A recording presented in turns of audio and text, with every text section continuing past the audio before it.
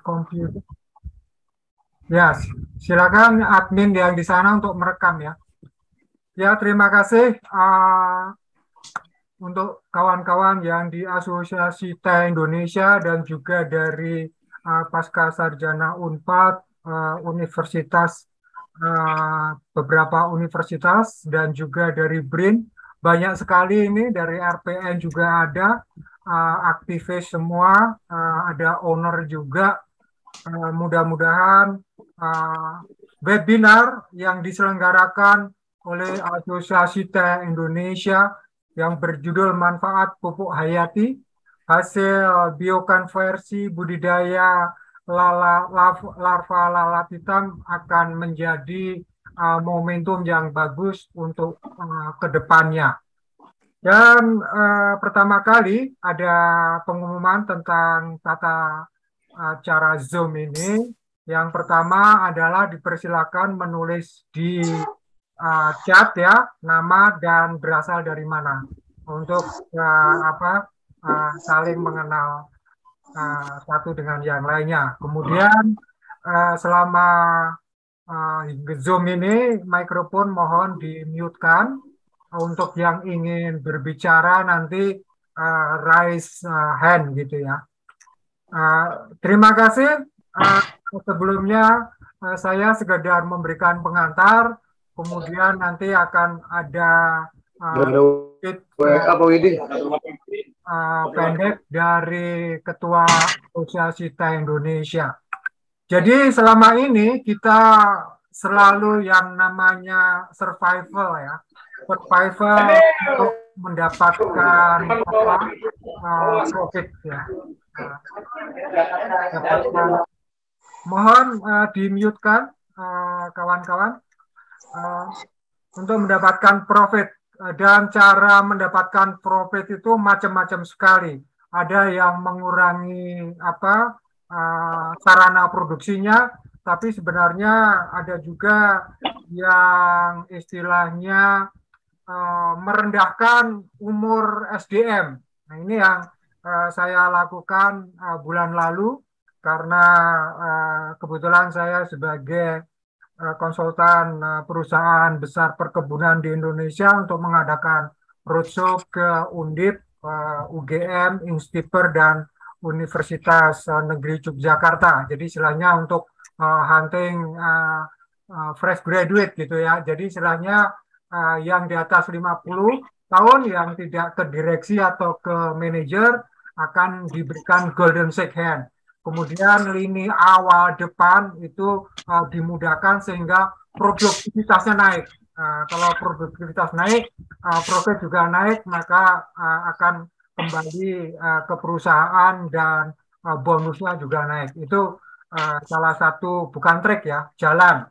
Karena sudah pusing sekali yang namanya menurunkan ongkos produksi, cost of production. Nah ini, tapi tetap juga kita berusaha untuk mengulik ya, ngoprek yang namanya sarana produksi, terutama pupuk, obat-obatan.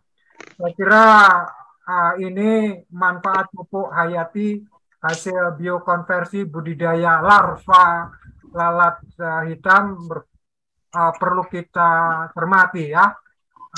Dan juga kita harus mengedukasi. Ini yang kadang-kadang karena sudah senior semua, sudah pintar semua, lupa mengedukasi kepada kawan-kawan yang belum mengetahui. Nah ini sebenarnya pertanyaan pertama buat Pak Markus dan sekaligus buat Pak Dedek yang ada di Bionusa. Sanggupkah Bionusa dan fungsi produksi lalat larva hitamnya Pak Markus itu mengedukasi kita semua pekebun yang nggak mengetahui apa itu sih yang namanya maggot dan bagaimana proses membuat cairnya gitu ya. Dan salah satunya mengedukasi itu ini mengedukasi juga pamer gitu ya. Ini namanya Kotika Aromatic Glass. Jadi sebenarnya apapun bahannya, ini hanya diisi seperlimanya. Nah, ini kita lihat ada uap gitu kan, berarti aroma kan kumpul di situ.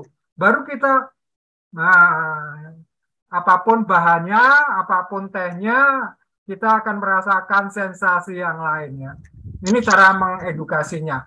Oh ya, ini sekedar pengumuman juga bahwa kita, Asosiasi Teh itu sebenarnya mengundang Bapak Dirjen Perkebunan, tapi ternyata eselon 1 dan eselon 2 Kementerian Pertanian itu mengikuti Bapak Menteri Pertanian ke DPR.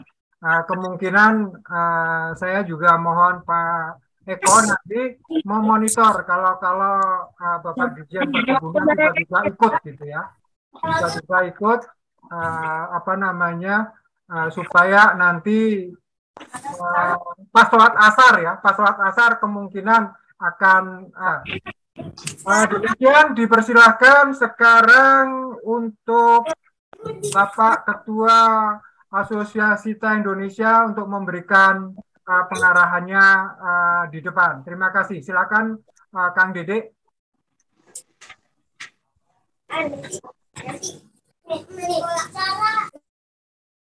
Mohon yang belum di-mute-kan ya. Mas Pujo sebagai host, ditunjuk sebagai host ya, karena hanya bisa satu. Nah ini tolong share screen dibuka dulu Mas Pujo. Ya, silakan. Ya. Ya, share screen-nya masih host di depan. Baik, terima kasih Pak Moderator. Assalamualaikum warahmatullahi wabarakatuh. Waalaikumsalam warahmatullahi wabarakatuh. Selamat siang dan salam sejahtera untuk kita sekalian. Terima kasih nih untuk moderator webinar saat ini, Bapak Dr. Pujo Raharjo. Kemudian yang terhormat Bapak Markus Susanto, SE, MH, ICC sebagai narasumber pada acara webinar kali ini.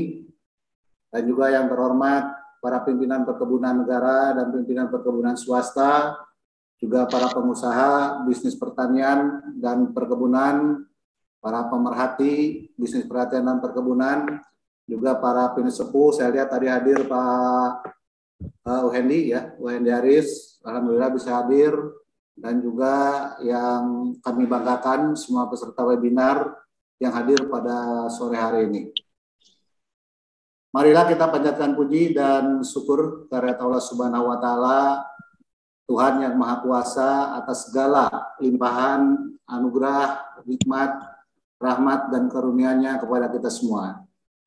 Pada kesempatan ini, saya atas nama Ketua Umum Asosiasi Teh Indonesia mengucapkan terima kasih yang sebesar-besarnya atas partisipasi Bapak-Bapak dan Ibu-Ibu sekalian dalam webinar hari ini. Webinar hari ini akan membahas mengenai manfaat pupuk hayati, terutama kaitannya dengan pupuk hayati hasil biokonversi budidaya larva lalat hitam atau black soldier flyer. Bapak-bapak dan ibu-ibu yang kami hormati, sebelum itu izinkan saya juga untuk menyampaikan dasar pemikiran kenapa saat ini kita perlu menggunakan pupuk hayati.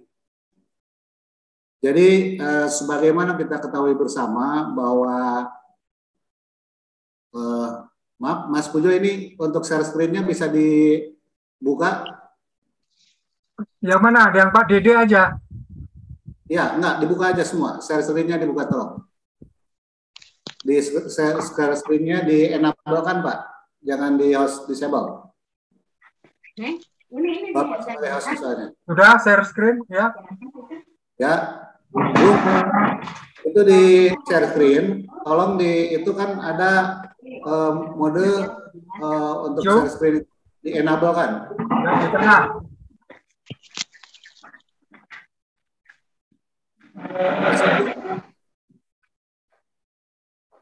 Multiple partisipan. Udah, ya, betul. Enable partisipan ya. Baik, Bapak dan Ibu-ibu semua, maaf tadi ada sebentar trouble. Jadi kalau kita lihat, saat ini kita menggunakan pupuk hayati ya.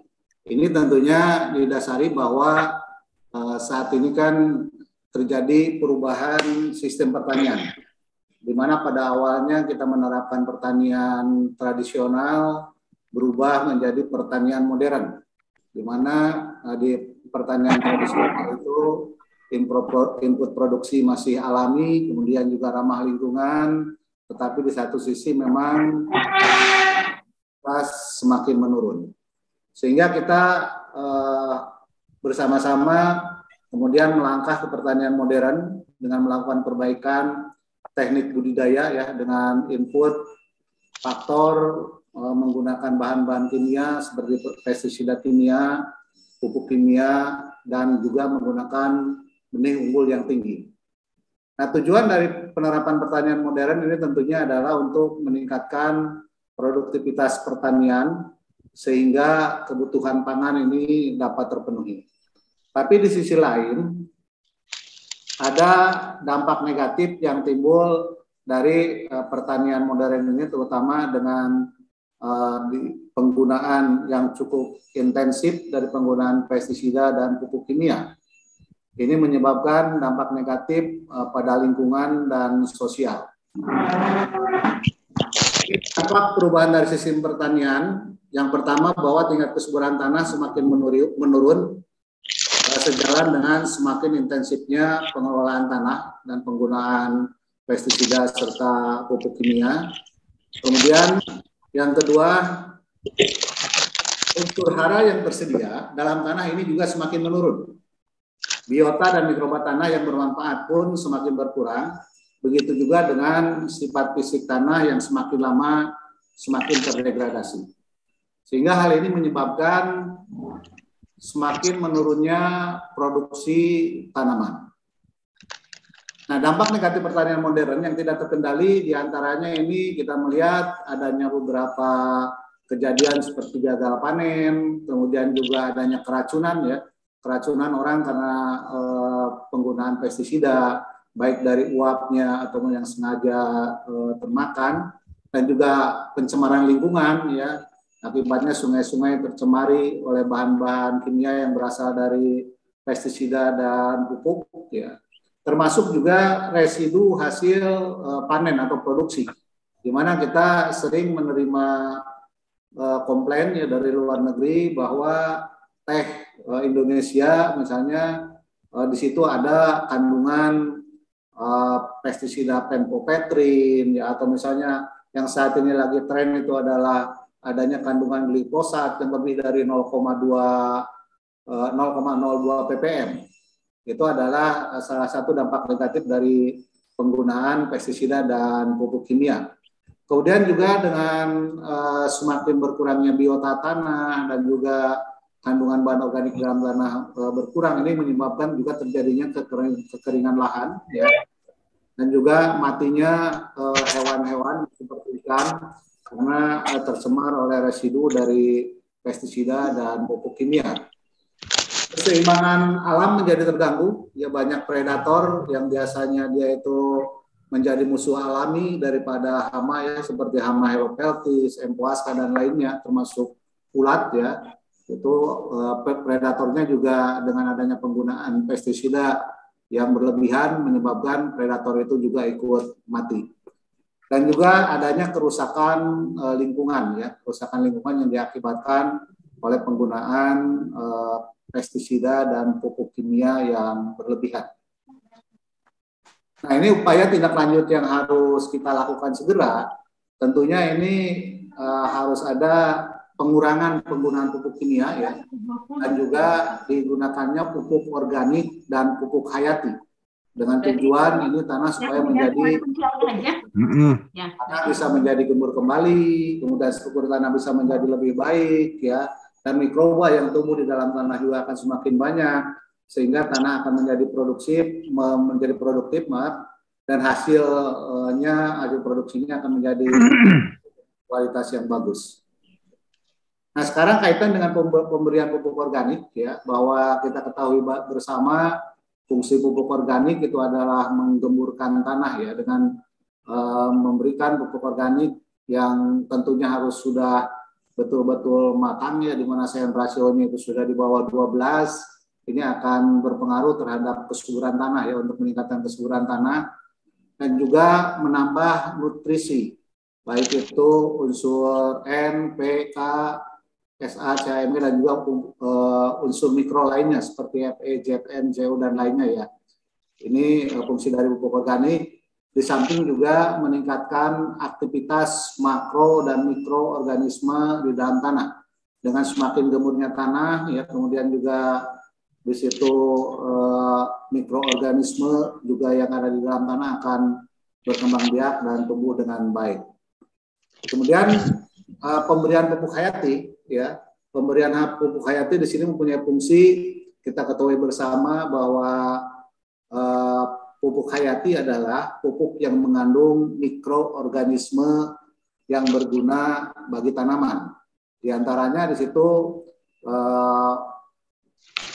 pupuk hayati ini mempunyai fungsi untuk menambat atau memfiksasi nitrogen yang dari udara dengan adanya di situ mikroba Azotobacter dan juga Azospirillum ya, yang juga dia berfungsi untuk memfiksasi N dari udara.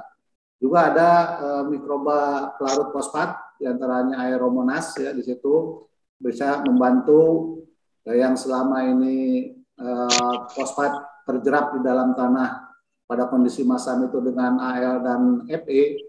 Dengan adanya pupuk hayati Aeromonas ini akan membantu untuk pelepasan unsur hara fosfat tersebut sehingga dia menjadi tersedia bagi tanaman. Juga sebagai ada mikroba pelarut kalium, mikroba untuk pengurai limbah organik, dan tentunya untuk pengikat logam berat. Itulah beberapa fungsi pupuk hayati dan kenapa memang pupuk hayati itu perlu kita gunakan. Nah, terkait dengan pupuk hayati, nah sekarang merek pupuk hayati memang yang sudah dijual di pasaran, ini yang sudah dijual di pasaran saat ini ada yang namanya pupuk hayati emas, yaitu bahan aktifnya adalah bakteri Azospirillum lycoperdum, kemudian Azotobacter baezenki, Aeromonas punctata, dan jamur Aspergillus niger. Ini jelas fungsi mikroba ini itu untuk menambat atau memfiksasi N bebas dari udara, pelarut fosfat, dan pemantap agregat tanah. Bahan pembawa mikroba yang digunakan itu adalah mineral alam, ya, bahan organik dan humic acid, bentuknya granul, warna putih keabuan, dosis biasanya berkisar antara 150 sampai 500 kg per hektar, baik untuk tanaman hortikultur, padi, dan juga tanaman perkebunan. Nah, manfaat pemberian pupuk hayati emas yaitu yang pertama membantu mengoptimalkan penyerapan hara pada tanaman yang berasal dari proses pemupukan, dan juga ini sudah terbukti, kita buktikan di beberapa uji coba yang kita lakukan baik pada tanaman perkebunan ya seperti tanaman sawit, kemudian juga tanaman padi dan tanaman jagung ya di Pak Markus, yang terakhir itu di daerah Bogor Jasinga, itu bahwa dengan mengurangi standar itu produksi tidak menurun, bahkan cenderung meningkat ya dibandingkan dengan menggunakan 100% pupuk kimia. Yang berikutnya, pupuk hayati juga bisa dihasilkan dari budidaya black soldier fly. Ya. Ini pupuk hayati yang dihasilkan dari budidaya black soldier fly ini sudah dilakukan oleh Pak Markus Susanto ya di Perkebunan Teh Nirmala PT Sumiasih ya, dan hari ini Pak Markus akan menjelaskan secara detail kepada kita bagaimana cara proses pembuatan pupuk hayati, manfaatnya, dan juga hasil uji coba yang dilakukan di Perkebunan Nirmala dan juga di tempat lainnya. Selamat mengikuti webinar ya, semoga nanti ilmu yang akan kita terima dari Pak Markus ini dapat kita terapkan ya dalam budidaya pertanian dan perkebunan kita. Saya kira cukup sekian. Terima kasih. Assalamualaikum warahmatullahi wabarakatuh. Waalaikumsalam warahmatullahi wabarakatuh. Terima kasih Kang Dede Kusdiman. Ini juga proses mengedukasi. Alangkah baiknya Bionusa nanti suatu saat kita bisa berkunjung ke Bionusa sehari yang ditetapkan jadi bareng gitu ya. Sehingga kita akan bisa menerima penjelasan yang sejelas-jelasnya. Kalau membedakan pupuk kimia dan pupuk organik itu gampang. Tapi yang susah itu membedakan pupuk organik dan pupuk hayati. Nah, ini perlu edukasi yang sangat mantap gitu ya. Dan juga jangan sampai kita ingin membuat kompos gitu, tapi merusak tanah. Nah, ini yang perlu diedukasi. Misalkan kenapa tanah di Pengalengan itu rusak? Karena apa? Mengolah komposnya itu dimasukkan atau dicampur ke tanahnya, sehingga biasanya itu kan di sayuran ya. Tapi saya lihat pupuk baterai itu juga saya lihat di orang-orang yang ngontrak tanah perkebunan juga saya lihat. Jadi belum matang dicampur, maksudnya supaya menghemat waktu. Yang terjadi adalah lempung alopannya itu rusak. Nah, kalau lempung alopan rusak, merasa tanahnya andusol, merasa tanahnya subur, merasa input faktornya lengkap, tapi produktivitasnya turun. Nah, itu. Nah, kalau pupuk hayati itu kalau pupuk organik itu NPK-nya jelas. Tapi kalau pupuk hayati itu kadang-kadang NPK-nya nggak jelas, tapi ada kehidupan di situ. Nah, ini makanya saya perkenalkan yang namanya Bapak Markus Susanto, sarjana ekonomi, master hukum. Jadi beliau ini master bisnis of law gitu ya dari Universitas Pajajaran, kemudian Bachelor of Economic Accounting, kemudian Essential License Trainer dari USA. Ini berarti lidahnya hebat sekali nih. Kemudian International Certified Coach dari USA juga. Wah, luar biasa nih. Kemudian profesional background beliau nih, Chief Executive Officer dari PT Maggot Indonesia Lestari, Direktur PT Sumiase Plantation dan Palm Oil Derivative, kemudian Presiden Direktur PT Sentosa Alam Indonesia, kemudian founder dari PT Trimitra Sinergi Utama, Country Director PT Agrosol Mitra Indonesia, Board of Yayasan LBH Advokasi dan Edukasi Lentera, Board of Indonesia Oleochemical Association, Board of Indonesia Black Soldier Fly Bioconversion Association. Jadi sangat kompeten sekali dan lebih dari 30 tahun pengalamannya di dalam industri yang bermacam-macam. Pot and logistic integrated service, kemudian manufacturing and plantation, media and insurance, wah media juga nih, waste management, management consulting and public accountant, leadership and personal development. Nah, ini yang terakhir ini sangat menarik ini. Harus sangat bermanfaat bagi asosiasi teh. Trainer, motivator, coach, and facilitator. Keren kan? Itu pembicara kita yang sebentar lagi akan menyampaikan idenya yang sangat luar biasa untuk mengatasi harga pupuk yang pindah harga, bukan naik ya, pindah harga. Dan ini saya ditugasi sama atasan saya itu untuk berkunjung ke Bekasi ya Pak Markus, tapi mungkin Oktober nge-matchkan waktu mungkin dari Cengkareng pulang ke Bandung mampir ke Bekasi. Saya kira itu pesan dari atasan saya. Dan kemudian mohon kalau ada wakilnya kalau eselon 1 eselon 2 jelas ke DPR. Kalau ada wakil yang ditunjuk dari Pak Dirjen Bun mungkin ada, tolong say hello. Nggak ada ya. Oke, Pak Eko. Pak Eko siap ya untuk memonitor ya Pak Eko? Oke. Dipersilakan Pak Marco Susanto untuk menerangkan. Jadi ini nanti waktunya itu sampai dengan jam 16. Tapi bisa lebih dikit ya, 16.30 katanya Pak Marcos kalau diskusinya hot. Jangan lepaskan kesempatan ini. Susah sekali nih ketemu sama Pak Marcos nih. Kapan lagi coba? Kalau ketemu ngantri di Jakarta belum tentu diterima. Kalau ke Nirmala jauh juga. Nah, saya ini kebetulan pegang Nirmala itu dengan Pak Hindarin ya. Kalau dengan Pak Markus saya belum berkunjung lagi ke Nirmala ini. Mudah-mudahan nanti suatu saat. Dipersilakan Pak Markus. Monggo. Baik, Pak Pujo, terima kasih matur suwun atas kesempatan yang luar biasa ini. Selamat sore Bapak Ibu sekalian. Assalamualaikum warahmatullahi wabarakatuh. Salam sejahtera bagi kita semua. Yang saya hormati Bapak Dede Kustiman selaku Ketua Asosiasi Teh Indonesia, dan Bapak Ibu semua. Saya mesti panggil para senior nih Pak Pujo. Ini kalau dilihat dari jam terbang di teh ini, saya ini baru benar-benar newbie. Ya, kita adalah newcomer di dunia perkebunan teh.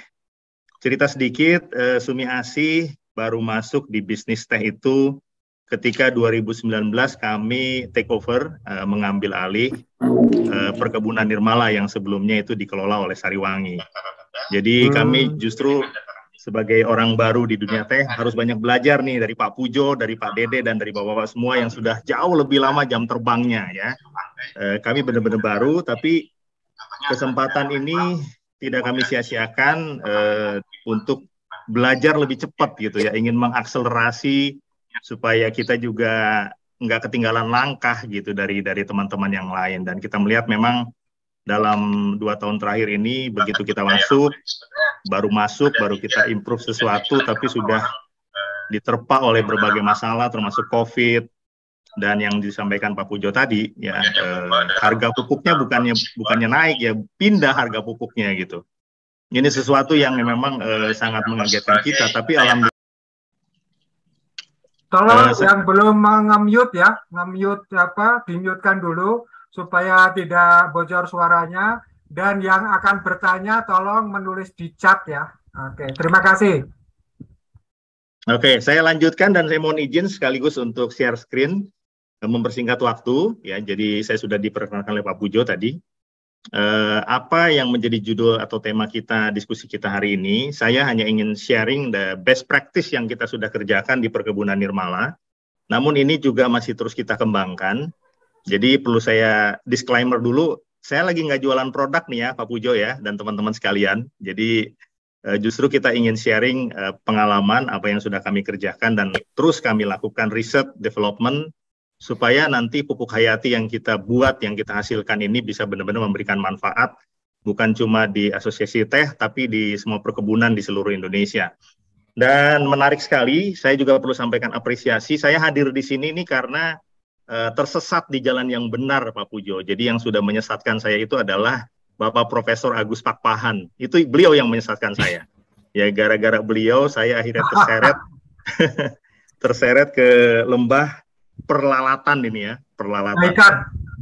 Kami kenalan dengan lalat hitam atau black soldier fly itu tahun 2013 ya, tahun 2013 saat itu memang masih sangat sedikit sekali literatur tentang black soldier fly. Nah, diskusi panjang lebar dengan Prof. Agus, akhirnya 2014 kami mendirikan PT Maggot Indonesia Lestari ya, kami lakukan riset, pengembangan, dan bersyukur ya, yang di belakang saya ini pimpinan saya Bapak Dr. Alex Darmadi selalu memberikan support ya. Beliau seorang peneliti dan juga pengusaha yang terus memberikan motivasi buat saya dan tim untuk terus berkiprah di sini. Bahkan terus terang perkebunan teh Nirmala itu menjadi salah satu playground. Jadi tempat kami riset dalam skala besar. Ya, riset di Bogor, kita bangun di Galuga, di Sentul, itu pengembangan pertama kali. Jadi skalanya skala kecil sekali. Kita mengelola sampah organik itu hanya sekitar 2-3 ton. Kemudian di Galuga kita kembangkan, fasilitas kita bangun sampai 10 ton. Ya, jadi dengan kapasitas tersebut kami jalankan dan berpikir mendapat dukungan dari berbagai pihak tentunya. Dan alhamdulillah tentunya kami juga bersyukur Dewan Guru Besar IPB dan juga universitas-universitas lain ya. Saya terkoneksi dengan Unila di Lampung, kemudian Universitas Juanda dan berbagai universitas baik negeri maupun swasta, termasuk kerjasama untuk melakukan riset bersama-sama, kemudian pemagangan mahasiswa Fakultas Teknik Lingkungan, mahasiswa dari berbagai fakultas ya untuk di tempat kami sama-sama belajar bagaimana kami memanfaatkan sampah organik untuk berbagai kepentingan. Dan dalam perjalanan waktu ternyata apa yang sudah kita mulai itu direspon dengan sangat cepat oleh bangsa-bangsa di Eropa ya. Jadi kami juga terkoneksi dengan Insect Association di beberapa negara. Dan yang lebih surprise lagi, beberapa kali pertemuan saya dengan teman-teman di South America, di Brasil, di Meksiko, di Venezuela, mereka melakukan riset dengan luar biasa cepat ya. Beberapa kali saya ke Malaysia juga berkunjung melakukan pengembangan bersama ya. Dan saya perlu sampaikan kepada Bapak Ibu sekalian bahwa apa yang sering kali kita sebut di dalam seminar tuh pentahelix, sinergi antara akademisi, bisnis, kemudian government dan lain sebagainya di negara-negara lain tuh jauh lebih responsif ya. Jadi saya masih mengharapkan dukungan ya dari webinar hari ini dari Bapak Ibu sekalian. Tentunya ini bisa bergerak atau berakselerasi lebih cepat apabila didukung oleh regulator ya, oleh pemerintah dan kemudian oleh lembaga dan instansi yang terkait dengan pengembangan pupuk hayati dan juga di perkebunan, supaya agriculture kita ya baik di bidang perkebunan pertanian itu memiliki daya saing yang sangat bagus. Nah, saya perlu sampaikan juga bahwa ini ada slide yang pertama ya saya tampilkan. Nah, di sini yang pertama sebetulnya tujuan kita adalah bagaimana mengelola sampah ya, yang Indonesia ini sampahnya satu tahun dihasilkan data terakhir dari BPS 65 juta ton sampah di seluruh Indonesia. Dengan berbagai jenis ya, dan 55% rata-rata itu sifatnya organik. Data yang kita baca sama-sama di surat kabar, sampah makanan Indonesia mencapai 330 triliun. Nah, kenapa kita fokus ke sampah organik? Karena kalau sampah non-organik itu sudah memiliki value, sehingga mudah di-recycle. Sudah banyak industri daur ulang yang berperan di sana, baik dari produsennya sendiri, ya seperti misalnya pabrik minuman dalam kemasan, kemudian juga pabrik-pabrik yang memproduksi makanan atau minuman di dalam sachet yang menggunakan kemasan-kemasan, itu mereka juga turut berkontribusi, berperan untuk melakukan recycling. Nah, sedangkan sampah organik itu belum ada yang melirik, Bapak Ibu sekalian. Jadi kalau kita lakukan solusi sampah organik dengan cara mengkomposting, ya, dilakukan dekomposisi, proses seperti umumnya, memerlukan waktu yang cukup panjang. Ya, kita membuat kompos itu paling tidak butuh waktu 20 sampai dengan 30 hari itu paling cepat. Dan tentunya membutuhkan lahan yang begitu luas. Nah, dari total sampah 65 juta ton tadi, kalau 50% organik saja, berarti kita punya 30 juta sekian sampah organik. Nah, sekarang itu sebagian besar berakhir di TPA, ya. Di TPA, ditimbun, ya, dan mengeluarkan biaya yang tidak sedikit juga. Ada yang bocor, mohon di mute dulu sebentar. Nah, saya lanjutkan, ini kondisi kita Bapak Ibu sekalian, ya. Jadi keadaan Indonesia saat ini kita punya sampah organik yang begitu besar, ya. Ini, kalau dirupiahkan ini luar biasa ya. Kalau dihitung berapa anggaran yang dikeluarkan oleh pemerintah setiap tahun untuk mengatasi sampah organik. Ya, saya nggak mau bicara sampah non organik karena itu bukan bidang saya. Jadi ini adalah sampah yang sebetulnya moto kami itu waste is waste if we waste it. Jadi sampah itu akan tetap sampah kalau kita perlakukan sebagai sampah. Nah, pemerintah 2 tahun yang lalu sudah mulai mencanangkan, Kementerian Lingkungan Hidup ya, menyampaikan bahwa sampah adalah bahan baku. Nah, pertanyaannya mau dijadikan bahan baku apa? Ya, apa solusinya? Ternyata ada solusi ya, karena di samping kita punya sampah yang begitu besar, ya, jumlahnya jutaan ton. Perlu saya sampaikan Bapak Ibu, DKI itu memproduksi sampah rata-rata 7.000 ton per hari. Jadi kalau kita punya 50% organik saja, berarti 3.500 ton sampah yang diproduksi oleh warga DKI setiap hari. Dan itu berakhir sebagian besar di Bantar Gebang. Di lain pihak, Bapak Ibu, kita juga membutuhkan pakan ternak, membutuhkan pakan ikan, dan yang kita mau bahas sore hari ini adalah pupuk. Ya, ada sekian juta ton pakan ternak yang selalu dibutuhkan. Ya. Ini ada 20 juta ton, ada 12 juta ton pakan ikan dibutuhkan, dan juga pupuk. Nah, kita sama-sama tahu, tahun 2022 pemerintah menggelontorkan subsidi pupuk yang katanya ya konon itu baru 40% dari kebutuhan pupuk. Nilainya mencapai 22 triliun rupiah tahun 2022. Ya, makanya Pak Jokowi pernah saya baca dalam satu surat kabar, pernah mempertanyakan, ini subsidi pupuk hasilnya apa gitu? Dengan 20 triliun tadi dikeluarkan, apa hasilnya? Ini jadi pertanyaan buat kita semua. Ya, jadi tantangan sekaligus ya. Nah, yang terakhir tentunya kalau ini terus dibiarkan seperti ini ya, maka tempat pembuangan akhir sampah itu ya bukan tempat pembuangan sampah ya. Kalau orang KLHK marah nih saya sebut TPA atau tempat pembuangan akhir. Tempat pengelolaan akhir sampah katanya. Ya, walaupun faktanya di sana nggak dikelola Bapak Ibu. Jadi TPA sampah itu harga lahan makin mahal, ya, makin sempit, dan tentunya ini menimbulkan berbagai macam dampak lingkungan. Ya, jadi kalau kita sepakat hari ini ada sampah organik yang begitu besar, kalau itu dimanfaatkan menjadi sumber bahan baku untuk membuat pupuk dengan cara yang praktis, ekonomis, singkat, ya, dan memberikan manfaat, maka sampah organik yang jutaan ton itu ada baiknya kita dorong untuk menghasilkan pupuk sehingga bisa memperkuat ketahanan pangan Indonesia. Itu ide dasarnya Bapak Ibu sekalian. Jadi saya terus terang aja dipaksa Pak Pujo nih ya. Jadi dalam beberapa hari mesti siapin materi ini, tapi alhamdulillah ya bisa ketemu Bapak Ibu sekalian. Nah, berharap supaya ke depan sampah yang tiba di TPA atau di landfill itu menjadi semakin berkurang. Ya, ini target kita. Jadi Prof. Agus ya, Pak Alex Darmadi selalu memberikan amanah kepada saya dan tim, bagaimana caranya supaya sampah itu dikelola sebaik mungkin, ya dimanfaatkan sebesar-besarnya supaya tidak sampai di TPA. Jadi kita ambil sampah-sampah yang sumbernya antara lain dari hotel, dari restoran, kemudian ada limbah dari agroindustri, dari peternakan, dari pertanian ya. Ini dari rumah sakit maksudnya bukan limbah medis Bapak Ibu ya, tapi limbah domestik ya. Karena di rumah sakit itu seperti kita pernah tinjau di Rumah Sakit Hasan Sadikin Bandung, itu sampah organiknya sisa-sisa makanan pasien, pengunjung ya, itu bisa mencapai 4 ton per hari. Kemudian dari food fair ya, dari mall, supermall, dari pasar induk ya, dan dari residen ya, dari residensial tuh dari apartemen, dari perumahan dan lain sebagainya. Yang selama ini ke TPA atau ke landfill kita bisa potong kompas ya, kita manfaatkan menjadi sesuatu yang lebih memiliki nilai dan manfaat. Nah, sekarang lagi seru-serunya juga nih pemerintah dengan G20 bicara tentang emisi karbon.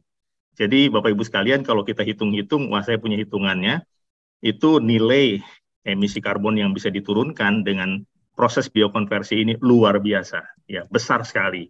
Ya, jadi bahkan Indonesia bisa punya peluang untuk mendapatkan karbon kredit kalau saja semua yang punya kepentingan, ya baik instansi pemerintah, swasta dan masyarakat bisa bersatu padu untuk memanfaatkan ini potensial resources yang luar biasa besar. Ya kita manfaatkan menjadi protein, ya sesuai dengan program Bapak Presiden untuk mengatasi stunting dan juga mengembangkan kemandirian protein, kemandirian pangan dari agribisnis kita. Bapak Ibu, mungkin saya biar Bapak Ibu penasaran ya. Jadi buat saya dan teman-teman, saya bisa membuktikan bahwa 1000 kg atau 1 ton sampah organik itu bisa kita sulap jadi 80 kg telur ayam.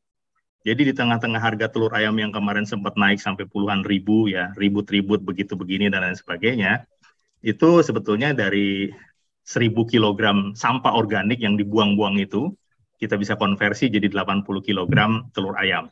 Dan telur yang dihasilkan dengan pakan maggot seperti itu, ya belatung Bapak Ibu gambarnya ini lalat hitam di sini, ya. Ini sebelum jadi lalat larvanya seperti ini, ya. Nah larva ini diberikan jadi pakan ayam, dan ayamnya akan bertelur, dan telurnya itu memiliki kandungan omega 3 yang sangat luar biasa. Kemudian ayamnya akan bertelur, ayamnya bertelur dan ayam juga menghasilkan kotoran, ya. Nah, di kandang ayam itu kotoran hewannya kita taburkan lagi maggot ini, belatung ini, ya. Kemudian si belatung itu atau si maggot tadi memakan kotoran-kotoran ayam, sehingga di kandang ayam itu tidak ada aroma bau, ya, tidak menghasilkan polusi. Nah, itu luar biasa, ya. Jadi apa yang kita kerjakan di sini sudah di copy paste oleh rekan-rekan di Malaysia. Ya, 4 tahun yang lalu ya, Menteri Pertanian Malaysia datang ke tempat kami dan mereka sedang mengembangkan di Malaysia jauh lebih cepat dari kita. Kemudian di samping kita menghasilkan larva maggot ini, kita juga memperoleh kotoran yang sudah dikonversi, ya, yang sebagian jadi maggot dan sebagian itu menjadi pupuk organik. Nah, pupuk organik ini disebut FRAS, ya, atau istilah di kita apa namanya yang umumnya itu kasgot namanya, bekas maggot katanya, ya. Nah, kasgot ini sudah kita bawa ke laboratorium, ya, di Balai Tanah, kemudian juga di laboratorium Institut Pertanian Bogor, ya, kita udah coba di beberapa laboratorium. Itu kandungan hara, kandungan pupuknya luar biasa, ya. Nah, mungkin dalam hal itu saya bukan orang yang kompeten untuk bicara tentang bahasa-bahasa kimia atau bahasa-bahasa yang terkait dengan pupuk, tetapi saya akan mencoba berusaha untuk menjelaskan secara umum saja. Nah, Bapak Ibu sekalian, ini yang kita kerjakan. Jadi, kalau kita punya sampah organik, ya, itu berapapun jumlahnya, maka dikelola dengan biokonversi, ya, biokonversi, ini akan mendapatkan larva dan juga akan mendapatkan pupuk, ya. Nah, kemudian dari larva ini produk turunannya banyak sekali, ya. Bisa jadi pakan ayam, bisa jadi pakan ikan, bisa jadi pakan ternak, ya. Bisa jadi untuk pakan hewan-hewan peliharaan, ya. Kalau jumlahnya besar itu bahkan ada potensi dia bisa menjadi biodiesel, ya. Tetapi dalam jumlah kecil ini diekstrak, dihasilkan minyaknya, ya, minyak insect oil. Nah, essential oil ini sangat bermanfaat juga bagi imunitas hewan. Jadi kekebalan tubuhnya jauh lebih kuat, ya.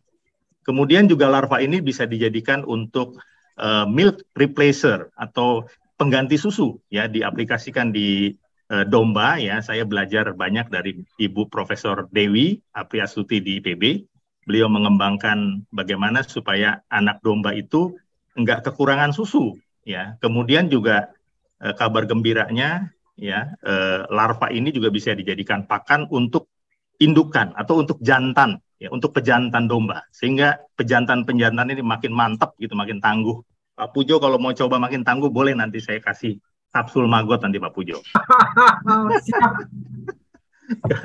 Dan di bidang perikanan saya juga disupport oleh Ibu Dr. Rini Melta Rini Fahmi. Beliau meneliti di Balai Benih Ikan Hias, ya, di Kementerian Kelautan.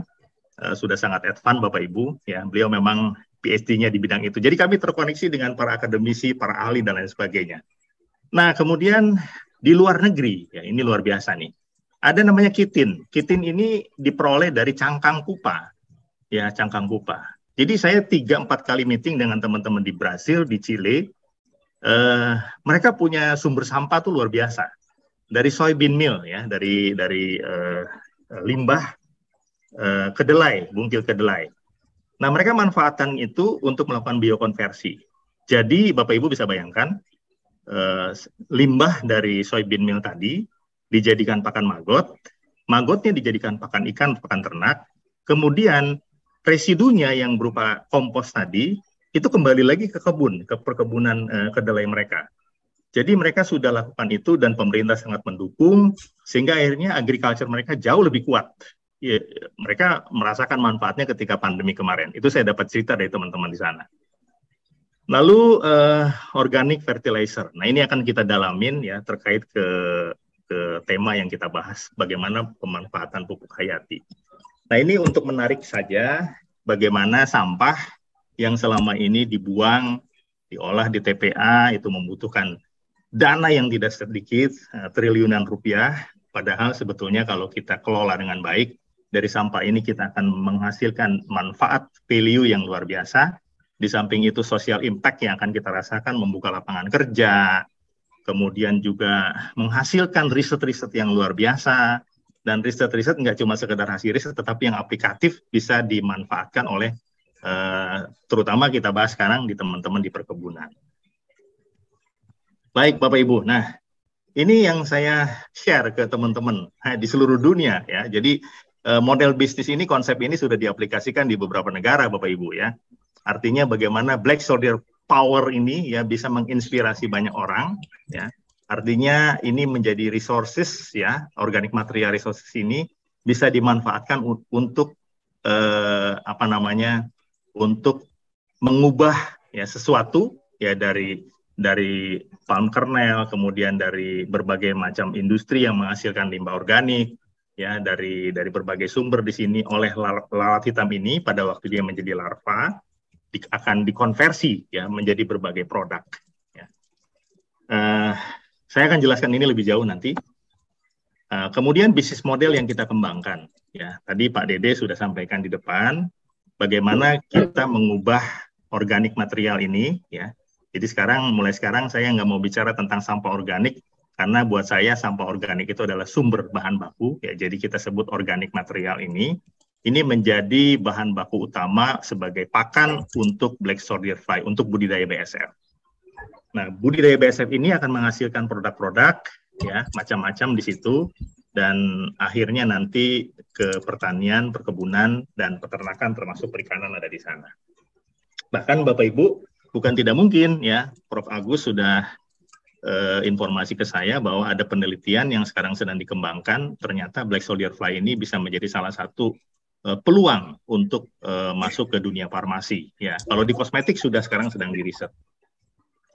Luar biasa, makhluk Tuhan yang satu ini bisa memberikan manfaat buat kita. Ya. Nah, ini adalah value creation yang kita bangun ya bersama dengan salah satu industri susu yang ada di Indonesia. Ya.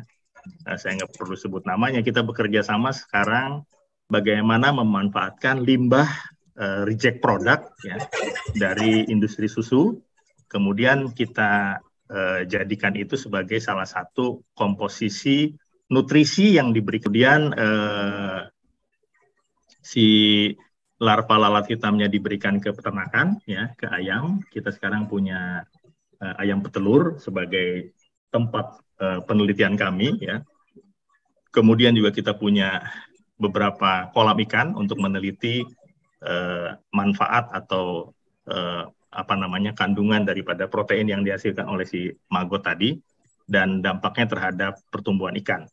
Nah, kemudian saya sampaikan di sini Bapak Ibu sekalian, ini hasil residunya ya berupa kompos atau bekas maggot tadi, yaitu kita aplikasikan di dalam perkebunan kita ya. Saya sudah bekerja sama dengan Pak Dede waktu melakukan riset di perkebunan jagung, bagaimana pupuk kasgot tadi itu memberikan manfaat ya, bisa mensubstitusi pupuk kimia paling tidak bisa sampai 40-50%.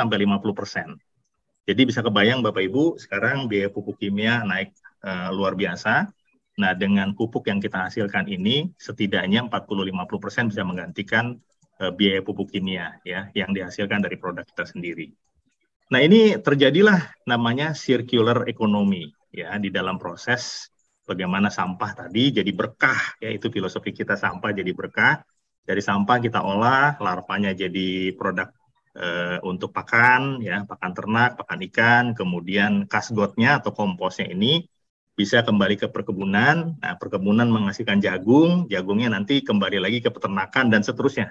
Ya, jadi terjadilah sirkulasi ekonomi yang nilainya luar biasa. Ini gambarannya Bapak Ibu, ya, sampah organik seperti apa yang kita gunakan itu sampah yang berasal dari pasar induk, ya, dari hotel, restoran, dari mall, semua kita kumpulkan. Ini lokasi kami di Cisaat Setu di Bekasi, ya. Kapasitas ini sekarang baru bisa mengolah kira-kira 15 ton sampah organik per hari. Nanti saya akan sampaikan ke Bapak Ibu konversinya. Ya, pupuknya kita gunakan untuk pertanian dan perkebunan, dan kemudian larvanya kita gunakan untuk perikanan dan peternakan. Nah, ini hasil atau salah satu bentuk penampakan produk yang sudah kita tapi ini terus terang saya mau sampaikan di sini, kita belum jual secara massal secara komersil, karena kami juga sedang bekerja sama dengan Balai Tanah untuk melakukan uji efikasi, ya. Tapi kita jual secara B2B saja kepada rekan-rekan di dalam grup perusahaan, dan saya mudah-mudahan ada yang bisa kasih testimoni nih, kalau nggak salah Pak James dari perkebunan durian di Gunung Gelis sudah juga pakai pupuk ini, ya. Mungkin kalau ada teman-teman yang lain yang pernah menggunakan pupuk ini bisa kasih testimoni hasil yang dirasakan. Nah, di perkebunan Nirmala sejak 2019 akhir kita baru melakukan riset, ya. Jadi bagaimana dampak terhadap hasil produktivitas teh yang diperoleh di perkebunan Nirmala, ya. Jadi data terakhir yang saya terima dari estate manager kami di sana itu ada peningkatan pucuk teh kurang lebih 14-15% setelah diaplikasikan pupuk berupa pupuk cair, ya. Jadi dari atasnya disemprot pupuk cair, itu kemudian dari bawahnya juga kita pupuk dasar kita kasih sebagai pupuk aditif dari pupuk kimia, ya. Jadi pupuk kimianya kita kurangin bertahap tentunya, sekian persen mulai dari 10, 20, 30 dan terakhir itu 40% kita kurangi, kemudian kita gantikan dengan pupuk dari pupuk Kasgot kami, ya. Nah, itu hasilnya Bapak Ibu. Jadi di tengah kondisi bisnis yang seperti ini tentunya menantang kita ya untuk melakukan inovasi, ya. Jadi kami juga tadi di depan saya sekali lagi sampaikan saya belum jualan produk ya hari ini, tetapi kita lakukan riset terus. Tapi siapa tahu nanti Pak Pujo ya dan Bapak Ibu sekalian yang lain dari perkebunan lain ingin mencoba mengaplikasikan, mari nanti kita diskusi lebih detail ya. Dan tantangan dari Pak Pujo tadi apakah bisa memenuhi nanti, insya Allah Pak, nanti mudah-mudahan bisa terpenuhi kebutuhan pupuk ya setelah nanti kita juga selesai dengan riset-riset yang sedang dikerjakan sekarang. Ini bukan pestisida Bapak Ibu, tetapi ini adalah aplikasi pupuk cair MBS ya. Kita sebut MBS itu multi biostimulan ya. Ini yang kasih nama suaranya juga Pak Markus ya. Suara. Halo, bisa didengar Pak? Jelas? Halo? Jelas, Pak. Oke, jelas, Pak, jelas. Baik, suaranya hilang Pak Markus. Sekarang ada Pak, jelas Pak. Sinyalnya agak jelek mungkin. Sekarang bisa didengar Pak Pujo? Bisa Pak, Bandung bisa terima Pak. Baik jelas, Pak. Pak Markus, jelas. Baik, terima kasih Pak, terima kasih. Saya lanjutkan, jadi ini adalah gambar bukan sedang semprot obat atau pestisida ya, tapi ini adalah aplikasi. Semuanya mendengar suara Pak Markus? Dengar Pak, dengar. Suara Pak Markus. Dengar Pak, dengar Pak, jelas Pak, jelas. Jelas sekali. Jelas Pak. Mas Pujo di Bandung atau di Pasir Jambu? Ya lanjut, ya. Oke Pak Pujo, saya nyeruput kopi dulu Pak Pujo ya, biar jelas Pak Pujo. Jelas Pak Markus, tentunya ini jelas sekali Pak. Pujo di gunung kelihatannya ini. Jelas. Di gunung dan hujan ya Pak Pujo.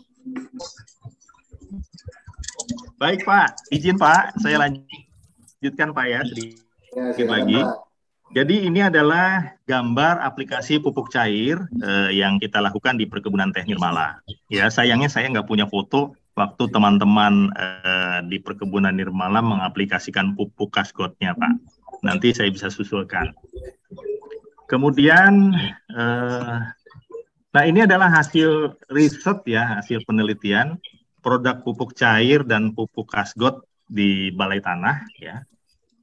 Ternyata memang memiliki kandungan yang luar biasa. Saya nggak bisa tampilkan di sini.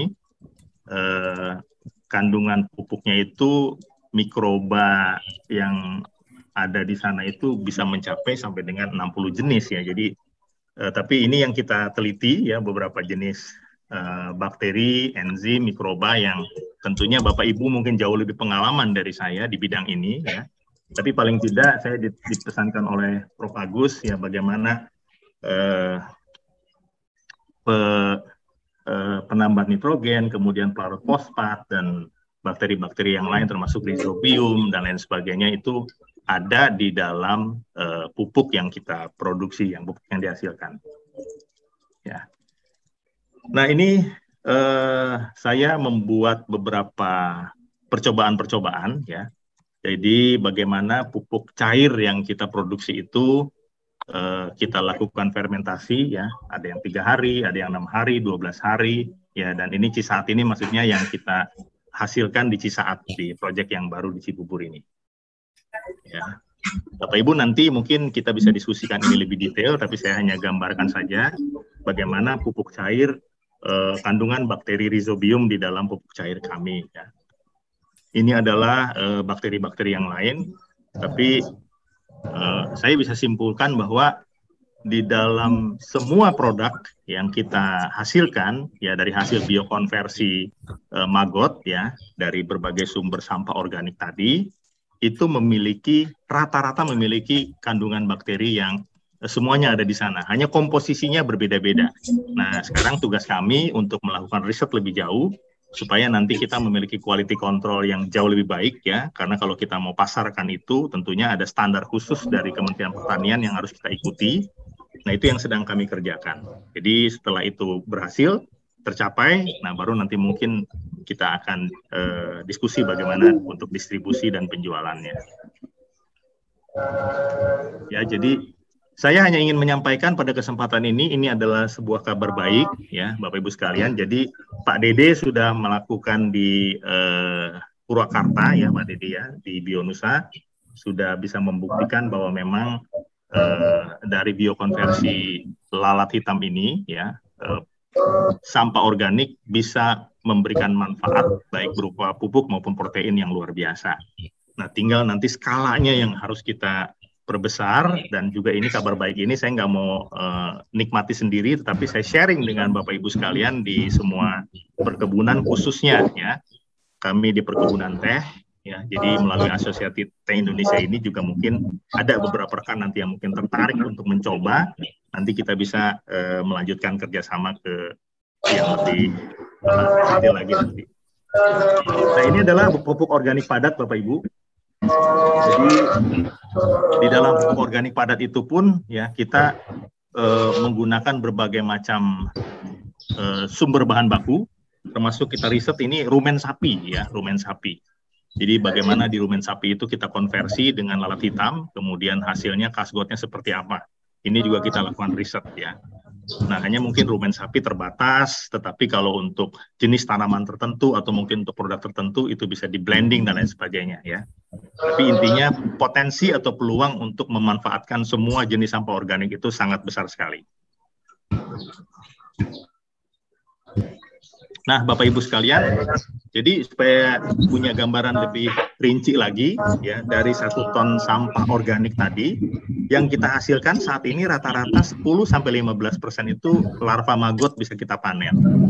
Ya, jadi kalau misalnya 1 ton sampah organik kita bisa 100 kilo, 150 kilo larva. Ya, kemudian kita dapat 20-25%, 200 kilo sampai 250 kilo kompos ya kasgot. Dan 2,5-5% cairan yang disebut lindi. Kalau orang-orang yang biasa ngerti sampah biasanya paham tuh lindi ya. Lindi itu kita tampung, itu juga difermentasi akhirnya bisa jadi pupuk cair yang luar biasa. Ya, tapi yang kami kerjakan memproduksi pupuk cair ini bukan sebatas lindi. Karena kalau lindi yang ditampung itu, lindi tersebut belum memiliki kandungan-kandungan enzim dan bakteri yang dihasilkan oleh lalat hitam, oleh larva. Jadi kami melakukan satu mekanisme sehingga akhirnya pupuk cair yang diproduksi itu lengkap gitu ya. Jadi ada penambat nitrogennya, pelarut fosfatnya, dan kami sedang lakukan juga riset lebih jauh supaya mikorizanya tercukupi, kemudian juga zat untuk ZPT-nya tuh cukup juga ya. Jadi sesuai dengan kebutuhan si tanaman itu. Nah, itu Bapak Ibu yang bisa saya sampaikan. Mungkin nanti bisa kita diskusikan lebih jauh lagi, ya. Tapi sebelum kita akhiri, saya ingin balik ke sini Bapak Ibu tadi karena Pak Pujo menyinggung apa sih yang bisa kita lakukan di sini. Nah ini, Bapak Ibu, ini yang menginspirasi dan memotivasi, terutama saya sebagai salah satu yang diminta oleh owner perusahaan ya untuk kita berinovasi supaya perkebunan teh. Nah kalau kita lihat ya Bapak Ibu di sana, pemetik teh ini kan hidupnya tergantung dari jumlah pucuk yang dihasilkan. Kalau pucuknya rendah, mereka merana tentunya. Nah, tugas kita adalah membuat mereka jangan merana gitu, supaya produktivitas tinggi, hasilnya baik.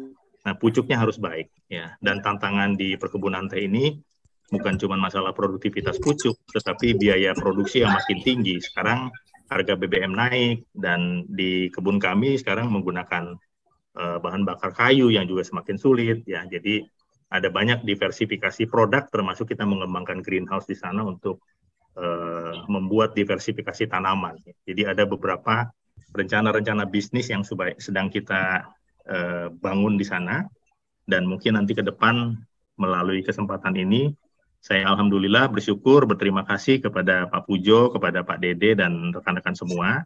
Mudah-mudahan nanti saya juga bisa banyak belajar dari Bapak Ibu sekalian untuk mengembangkan kebun teh ini supaya perkebunan nirmala, dan bukan cuma nirmala, artinya perkebunan teh di Indonesia pada saatnya akan menjadi bukan cuma warga ini ya, tapi istilahnya kita menjadi tuan rumah di negeri sendiri, memiliki kekuatan yang luar biasa gitu. Saya kira demikian. Kurang lebihnya mohon maaf, mudah-mudahan presentasi ini bisa memberikan manfaat buat kita semua, dan saya kembalikan kepada Pak Pujo selaku moderator. Terima kasih. Wassalamualaikum warahmatullahi wabarakatuh. Waalaikumsalam warahmatullahi wabarakatuh. Terima kasih Pak Marcos yang luar biasa sekali. Kita masih punya waktu longgar. Jadi kalau 1 jam diskusi, mohon dimanfaatkan waktu ini sebaik-baiknya ya. Pertama ingin dipersilakan tanggapan ya sebelum saya membacakan pertanyaan. Ada 10. Ini kalau ada perwakilan N4, N6, 7, 8, 9, 12 dipersilakan raise hand ya. Langsung saja saya lihat tadi PTPN 8 ada gitu. Terus kemudian saya lihat Pak Kapus Pusat Penelitian Teh dan Kina gabung, Pak Agus Susanto ya. Halo Pak Agus, Assalamualaikum Pak Agus. Kalau monitor dipersilakan tanggapannya. Kalau Pak Agus tidak ada, mohon Pak Eko untuk memberikan tanggapannya, karena Pak Eko akan memberikan nge-zoom berikutnya tentang pupuk hayati sama Pak Budi dari BRIN ya. Jadi ini tiap bulan kita insya Allah akan aktif sekali memberikan nge-zoom ya buat berbagi. Sekali lagi kepada Sekretaris Pak Dirjen Bun, apakah Pak Dirjen Bun bisa? Jangan di kantor. Halo, ada? Oh, nanti silakan interupsi saja. Tadi pesannya kalau sholat asar akan mampir sebentar. Dipersilakan perwakilan dari PTP, PT Perkebunan Nusantara atau Perkebunan Besar dari Pusat Penelitian Teh dan Kina. Pak Eko, silakan memberikan inputnya. Pak Eko. Baik, terima kasih Pak Pujo. Assalamualaikum warahmatullahi wabarakatuh. Waalaikumsalam. Bapak Ibu sekalian, Pak Markus, sehat sukses selalu Pak. Ada Pak Atik, Pak Hendi, tadi Pak Dede, dan Bapak-Bapak Ibu sekalian. Mohon izin mungkin Pak Kapus sambil monitoring dengan agenda yang lain Pak. Tapi pada prinsipnya tadi Eko menyimak dari awal, ini adalah suatu hal yang prospektif. Cuman memang kita perlu ada enrichment. Dalam arti begini Pak, penyebutan pupuk hayati itu tentu sudah ada nomenklaturnya berdasarkan Permentan. Yang terakhir itu ada sekitar tahun 2019. Nah, kita mungkin harus mengikuti seperti itu, apalagi kalau misalnya nanti kita akan ada usaha trading untuk kegiatan Magot ini. Jadi kita harus memenuhi standar-standar yang sudah ditentukan. Yang kedua yang Eko catatkan juga Pak, ya ini merupakan suatu hal yang prospektif dalam rangka pengendalian harga pokok produksi, mungkin dalam bahasa Eko sebagai peneliti dan juga pekebun. Karena HPP bagaimanapun kita harus kendalikan. Kenapa? Karena kalau ya tadi istilahnya pupuk itu berpindah harga, Kalau HPP itu kita harus kendalikan, karena mau nggak mau kita dihadapi tantangan yang terus enrichment peningkatan. Nah, maka kita harus bisa mengendalikan. Dan itu tidak cukup hanya sebatas di kebun saja, karena kita memang harus memiliki harga jual yang tinggi. Kalau misalnya harga jual yang masih seperti itu saja, HPP kita kendalikan, lama-lama nanti pengendali kita bisa lepas, sehingga menjadikan kita tidak sustain lagi, Pak. Yang terakhir mungkin dalam kesempatan ini aku juga mau menyampaikan enrichment itu perlu dalam setiap kebun atau di dalam setiap perkebunan yang kita miliki. Enrichment dalam arti tidak hanya inovasi, riset dan segala macam, tapi kolaborasi, sinergisme. Mungkin kita pernah menghadapi satu masalah di perkebunan kita yang sudah terlebih dahulu kebun lain menghadapi masalah itu. Sehingga kita bisa knowledge sharing, dan ini melalui ATI mungkin salah satunya sangat bagus untuk itu. Terima kasih Pak Pujo, Bapak Ibu sekalian. Assalamualaikum. Waalaikumsalam. Silakan Pak Markus, mungkin ada tanggapan, mangga. Terima kasih Pak Pujo. Saya bersyukur sekali bisa jumpa dengan Pak Eko di Puslit Tekina ya. Jadi ini waktu zaman Pak Dadan kalau nggak salah ya, saya kepengen berkunjung terus ke sana, tapi udah keburu-buru kena COVID Pak, jadi sampai sekarang belum ke sana nih Pak. Mudah-mudahan nanti bisa terkoneksi Pak untuk melakukan riset bersama-sama. Saya yakin Puslit Tekina di Gambung sana itu salah satu yang the best lah di dunia Pak. Saya dengar Pak, wah ini kita mungkin bisa lakukan riset tadi, enrichment apa yang kita bisa sempurnakan ya Pak ya dari produk pupuk hayati ini. Dan saya senang sekali, saya perlu sharing knowledge Bapak Ibu, karena saya diundang ke Malaysia oleh Menteri Pertanian di Malaysia, dan ini yang mungkin agak berbeda dengan Indonesia. Saya nggak menjelekan, ya right or wrong is my country, ya. Jadi justru keadaan ini harus dijadikan contoh gitu ya, nggak jauh kok, cuman selangkah aja terbang 1,5 jam kita udah di Malaysia. Tapi bagaimana Menteri Pertanian itu ya mengencourage orang-orang yang berkepentingan. Ada akademisi dari Universitas Kebangsaan Malaysia dari berbagai tempat. Kemudian ada pengusaha, ada asosiasi, ada pusat risetnya di sana. Ya, saya presentasi cuma setengah jam, lalu dia mengambil satu kesimpulan untuk mendorong supaya bagaimana caranya regulasi itu didorong ke sana. Nah, kalau kita di sini, ya, kalau bisa dibikin sulit, kenapa dibikin gampang? Itu loh Pak Dede maksudnya. Ya, jadi maksudnya, ketika kita punya temuan, punya satu riset, punya hasil inovasi, ya, saya dengar bedanya kita dengan Jepang juga di situ. Supaya nggak dari nol lagi. Apa yang sudah kita lakukan sampai di level ini, tolong teman-teman yang punya pengalaman, punya jam terbang, punya skill, punya knowledge jauh lebih hebat, itu tinggal melanjutkan. Jadi dari pupuk yang dihasilkan ini, oh ini perlu diperkaya apa? Ya, perlu disupport apa? Perlu dilakukan apa? Supaya nanti jadi sempurna, dan ketika sempurna itu kita bisa share ke seluruh Indonesia, sehingga Indonesia ini jadi kuat gitu loh. Itu yang dilakukan oleh Malaysia. Jadi mereka nggak punya kepentingan apapun, berpikir ya secara baik secara sains, baik secara regulasinya, semua disupport Pak. Akhirnya jadi ujung-ujungnya tadi harga pokok produksi kita bisa bersaing. Mindsetnya bukan cuma mindset berkompetisi di dalam negeri, tapi bisa berkompetisi di kancah global. Itu Pak tujuannya. Terima kasih Pak. Ya, terima kasih. Ini ada pertanyaan saya bacakan, agak mirip-mirip dengan Pak Eko tadi ya. Kalau pupuk hayati tadi cocok sehingga banyak dipakai, apakah harganya akan naik? Nah itu istilahnya market itu kalau laris apakah makin naik, tapi apakah karena banyaknya terpakai justru akan turun harganya? Kira-kira trennya bagaimana? Terima kasih Pak Markus. Oke, Pak Pujo, saya agak sedikit punya idealisme ya. Jadi nasionalisme yang kita mesti bangkitkan sekarang ini. Jadi saya nggak tahu sekarang beredar pupuk organik ya, atau pupuk hayati di pasaran tuh harganya berapa. Ya kita bisa riset, bisa cek di e-katalog ya, rekanannya Kementerian Pertanian. Saya sepakat tadi Pak Eko, kita udah punya standar Kementan, dan saya juga mesti apresiasi dengan Bapak Menteri Pertanian yang sekarang, karena beliau salah satu yang duluan justru ya dari kementerian-kementerian yang lain yang sudah memasukkan nomenklatur produk dari turunan Black Soldier Fly itu ada di peraturan Menteri Pertanian Pak. Jadi produk turunan dari maggot itu, ya pupuk cairnya, kemudian larvanya.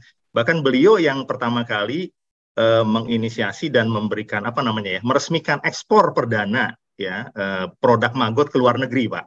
Jadi Pak Menteri Pertanian dulu yang melakukan itu. Jadi saya apresiasi itu. Jadi saya yakin beliau juga punya concern bagaimana supaya pupuk hayati dari maggot ini bisa didistribusikan atau di scale up gitu lebih cepat. Nah, kalau mengenai harga tadi Pak, terus terang makanya saya bilang ini kita baru B2B ya, belum kita sebarkan secara komersil, secara umum ya, karena memang masih perlu melakukan riset-riset dan enrichment yang disampaikan Pak Eko tadi. Tapi harga saya jamin Pak, sekali lagi saya katakan, Bapak kalau udah ngerti tekniknya, nggak perlu beli Pak, bisa bikin sendiri. Jadi tinggal Bapak perkebunannya di mana, ada di kota mana, misalnya ada yang di Padang, ada yang di Sumatera Utara dan lain sebagainya, itu tinggal mengembangkan di sana sendiri. Yang jadi mahal di Indonesia ini kan biaya logistik, Pak. Jadi kadang-kadang harga pupuknya 20.000, ongkos kirimnya 30.000, jadi 50.000 ada di sana. Nah, kalau bisa kita lakukan dengan sistem satelit sistem gitu ya, diproduksi di tempat yang terdekat dengan pusat-pusat perkebunan, itu akan jauh lebih menghemat biaya produksi, sehingga sampai di user itu jauh lebih murah. Saya kira demikian Pak Pujo. Terima kasih. Oh ya, terima kasih. Ini ada pertanyaan, saya mulai dari yang awam, karena masalah maggot ini ada yang sudah berpengalaman, ada yang belum, sangat tertarik. Ini mahasiswa yang ingin mengaplikasikan untuk penelitiannya. Mohon maaf, pertanyaannya awam sekali. Ukuran belatungnya sebenarnya berapa mili? Seingat saya, belatung putih itu kan 1 mili, 2 mili. Kalau maggot besar. Ini mohon informasi. Ini nggak apa-apa ya Pak ya. Silakan. Baik Pak Pujo. Sekarang alhamdulillah literatur tentang maggot itu sudah banyak sekali. Bahkan buku-buku, salah satunya yang di karangannya Ibu Meltarini Fahmi sudah ada di Gramedia, sudah bisa diperoleh di sana. Dan di internet juga banyak sekali kita bisa download. Hasil riset dari IWEC yang didanai oleh pemerintah Swiss juga bisa di-download dengan gratis. Bapak Ibu yang tertarik mempelajari BSF lebih jauh, bisa nanti akses ke website Asosiasi BSF Indonesia ya, di www.asosiasibsfindonesia.id. Silahkan akses di sana. Di situ ada banyak literatur, ya, ada YouTube, ada video-video, kemudian juga ada banyak hal yang bisa dipelajari di sana. Dan juga teman-teman yang terkoneksi di Facebook Group, kemudian juga di Instagram Group juga sudah banyak sekali, ya. Jadi silakan nanti bisa dipelajari di sana. Kalau itu tadi sangat technical, detail ya. Kalau ukurannya mungkin menjawab pertanyaan supaya nggak penasaran.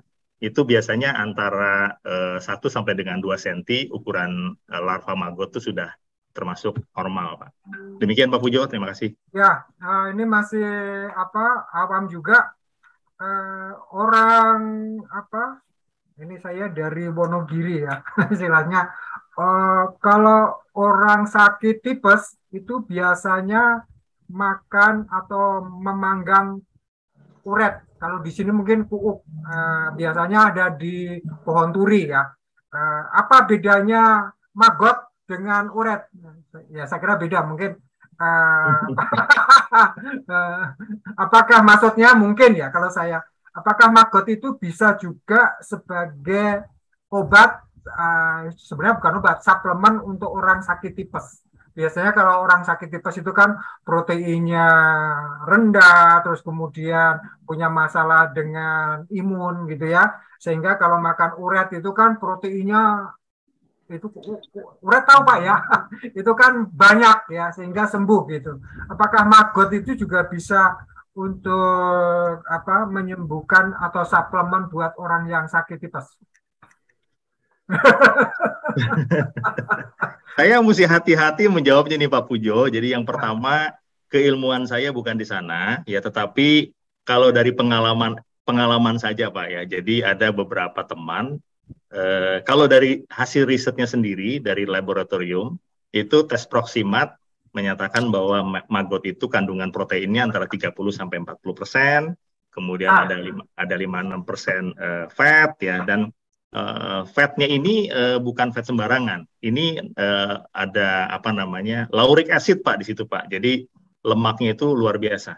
Dan kemudian juga ada kandungan kitin, kitosan, ya, ada kandungan-kandungan yang lain juga yang bermanfaat sebetulnya. Dan menurut konon Pak, bisa dicek itu nanti. Saya lupa Ibu Profesor siapa meneliti. Sekarang sedang diteliti bahwa maggot menjadi salah satu solusi untuk obat stroke Pak.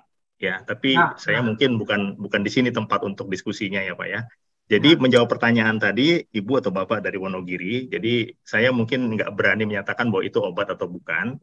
Tapi kalau saya berkunjung ke rumah Ibu Dr. Endang Tohari, ya, itu beliau suka sediakan peyek maggot Pak. Tapi terakhir saya dapat surat dari Majelis Ulama Indonesia menyatakan bahwa katanya maggot itu termasuk salah satu yang diharamkan ya. Jadi kalau untuk kepentingan medis dan obat-obatan saya juga belum bisa jawab secara pasti Pak. Ngapunten non sewu. Ya. Terima kasih Ibu Jo.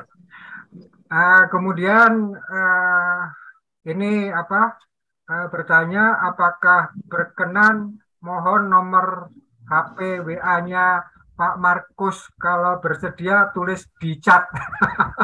Ini supaya mungkin akan ada diskusi yang memanjang. Kalau Bapak berkenan silakan menulis WA-nya di chat gitu. Terus kemudian ini saya lihat ada kawan saya yang punya kontainer yard ya, Pak Sigit. Nah, ini kalau Pak Sigit berkenan juga silakan menulis WA-nya di mohon dimatikan ya, ada noise. Apa tadi? Oh ya, kalau Pak Sigit berkenan meninggalkan WA-nya di chat ya, siapa tahu nanti bermanfaat. Kemudian ada pertanyaan lagi, sampah kota kandungan logam beratnya biasanya relatif tinggi daripada sampah di kampung. Nah, ini kira-kira tadi di perkotaan Pak Markus mengatakan mengumpulkan sampah kota di perkotaan. Apakah istilahnya maggot tadi itu atau prosesnya ya bisa menurunkan menetralisir logam berat dari sampah kota sehingga sampah kota itu bisa dikontribusikan ke tanaman-tanaman perkebunan atau pertanian secara aman. Begitu Pak Markus pertanyaannya. Baik Pak Pujo, terima kasih pertanyaannya bagus sekali ini. Jadi itulah yang menjadi PR kita sama-sama. Ya, jadi ini bukan cuma PR di Kementerian Lingkungan Hidup, Bapak Ibu sekalian ya. Perlu saya sampaikan juga sebetulnya otoritas untuk pengelolaan sampah itu ada di bawah kepala daerah masing-masing, ada di bupati, wali kota. Jadi Bapak Ibu kalau misalnya kita mau mengambil sampah itu bukan sampah yang udah ada di TPA. Jadi sampah itu dari sumbernya. Ya, Undang-Undang Persampahan nomor 18 tahun 2008 sebenarnya udah mengamanahkan. Ya, Bapak Ibu bayangin, undang-undang dibuat tahun 2008. Sekarang udah tahun 2022, jadi berapa tahun itu sebetulnya ya, belum terlaksana dengan sempurna. Ya. Nah ini adalah sebenarnya potensi. Jadi kalau kita mau, kita ambil sampah di sumbernya. Ya. Pemilahan sampah di sumber itu amanah undang-undang. Ya, itu amanah undang-undang. Karena apa? Karena pembuat undang-undang itu memiliki visi yang luar biasa jauh ke depan, melihat bahwa sampah ini adalah potensi, ya, bukan membebani anggaran, bukan membebani lingkungan. Tapi kalau kita bisa ambil di depan, contoh misalnya yang sudah kami kerjakan sekarang, kami bekerja sama dengan beberapa hotel. Ya. Satu hotel bintang 3 itu dulu sebelum pandemi, sampahnya kalau di weekday itu 600-700 kilo. Ya. Kalau di weekend biasanya banyak pesta dan lain sebagainya, itu bisa 800 kilo sampai 1 ton. Itu sampah organik yang sudah terpilah. Nah, dengan edukasi di depan, ya bekerja sama dengan pemilik hotel, dengan GM hotelnya, itu kita punya komitmen yang sama. Ya, walaupun di awal-awal kita cukup kesulitan memisahkan sampah organik, plastik dengan sampah yang non organik tadi, ya itu dipilah. Tapi butuh waktu mungkin 3-4 minggu sampai akhirnya semua orang menyadari bahwa alangkah lebih baik kalau ini bisa dipilah. Ya, jadi artinya memang harus ada law enforcement supaya kandungan logam berat tadi bisa diantisipasi dari depan. Ya, sehingga kalau kita tahu bahwa ini dimanfaatkan untuk sesuatu yang lebih bernilai. Nah, kita bicara seperti itu. Sampah pasar misalnya. Ya, kalau di Pasar Bogor dulu Bapak Ibu sekalian, karena saya pertama kali buat di Pasar Bogor, itu sampahnya satu hari bisa sampai 20 ton, ya. Ya, tapi dengan komitmen yang sama, kita buat spanduk, buat flyer, kemudian juga sosialisasi kepada pedagang-pedagang pasar. Mereka dengan sukarela memilah sampah, sayur-sayur itu udah dipilah gitu, ya. Jadi belum sampai di mobil, mereka udah pilah di karung-karung tersendiri, tinggal kita ambil, kita angkut, kita bawa, kita olah jauh lebih bersih, ya. Tapi kalau kita olah sampah yang sudah di TPA, udah pasti campuran logam beratnya sangat tinggi. Tidak kita bisa jamin. Tapi kalau bicara tentang maggot itu sendiri, banyak riset yang menyatakan bahwa ini luar biasanya nih makhluk ciptaan Tuhan yang satu ini, Pak Pujo. Jadi berdasarkan riset jurnal-jurnal penelitian yang saya baca, maggot ini bisa mengurangi, ya, belum bisa membersihkan tentunya, mengurangi kandungan logam berat. Jadi kalau dari sisi teknis maggotnya sendiri, dia mampu mengurangi. Tapi kalau saya menyarankan alangkah lebih baik kalau mau digunakan untuk kepentingan lebih lanjut, tadi misalnya untuk pupuk, untuk pakan, ya harus dimulai tertib gitu dari hulunya. Saya kira demikian Pak Pujo. Terima kasih. Ya, terima kasih. Ini ada pertanyaan dari Pak Sahrudin Tambunan ya. Kalau memang pengolahan sampah dengan maggot ini sangat baik manfaatnya, kenapa pemerintah tidak membuat ini sebagai solusi sampah kita? Apa sebenarnya yang terjadi? Nah, begitu Pak Markus. Jawabannya, silakan. Kebetulan saya pemerintah Pak Pujo, jadi saya agak riskan menjawabnya gitu ya. Tapi kita sudah on the way ya, Pak Markus kan sudah on the way melakukan proyek istilahnya pengolahan sampah dengan maggot ya. Iya Pak, jadi saya perlu sampaikan juga, pemerintah melalui Kementerian Lingkungan Hidup, ya saya beberapa kali ketemu dengan Bapak Direktur Penanganan Sampah, ya Pak Nofrizal, Ibu Direktur Pengurangan Sampah, Ibu Sinta, ya bahkan Ibu Dirjen. Tapi kembali lagi, ya regulasi kita tuh ada yang kurang, mismatch itu kurang gitu. Jadi kebijakan di pusat dengan kebijakan otonomi daerah, di mana otoritas pengelolaan sampah itu ada di otoritas totalnya itu ada di kepala daerah. Itu belum nyambung gitu ya, belum nyambung secara smooth ya. Jadi ada yang perlu diakselerasi lagi. Dan kemudian kita tahu pemerintah juga punya kesulitan dalam aktivitas mereka kan semua terbentur kepada anggaran-anggaran ya. Jadi anggaran itu yang kadang-kadang bisa menghambat dan lain sebagainya ya. Ada juga mungkin mindset, ini masalah mindset. Jadi ada juga kepala daerah yang nggak tahu ini sampahnya mau diapain. Jadi supaya aman udah jalanin seperti biasa aja. Ada di level comfort zone gitu ya.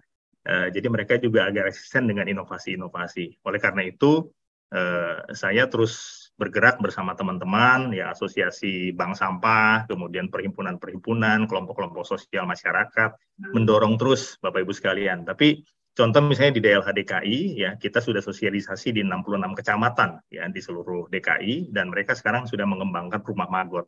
Tapi kembali lagi kalau didukung oleh anggaran, ada keterbatasan ya. Nanti ada yang jalan, ada yang punya komitmen yang kuat, ada juga yang mogok di tengah jalan. Jadi macam-macam Pak responnya ya. Mudah-mudahan dengan sosialisasi seperti ini direspon cepat, kemudian marketnya juga ada. Dan dukungan dari berbagai pihak juga terus mengalir. Saya yakin dunia permagotan atau biokonversi di Indonesia itu akan jauh lebih cepat. Sekarang udah ketinggalan Pak, udah ketinggalan jauh dengan di negara-negara lain. Saya perlu sampaikan. Jadi di Eropa itu mereka pendekatannya sains, pasti itu nomor satu, riset, sains dan lain sebagainya. Mereka keluarkan dana. Seperti contoh misalnya di Wageningen University, mereka keluarkan dana sampai dengan di kerajaan Belanda itu 50 juta dolar untuk melakukan riset saja. 50 juta dolar ya untuk melakukan riset. Dan sekarang tumbuh beberapa perusahaan yang sudah mengembangkan itu. Tapi perlu saya sampaikan begini. Ini adalah rahmat Tuhan kepada bangsa Indonesia sebetulnya ya. Di negara-negara Eropa itu mereka punya kesulitan. Ketika summer atau winter, itu lalatnya itu agak sulit untuk berkembang biak, Pak Pujo. Jadi kalau lalat itu di musim hujan ya, mendung, dia nggak suka kawin Pak, nggak seperti kita Pak. Kalau di kita kan musim hujan gitu ya, dingin-dingin gitu.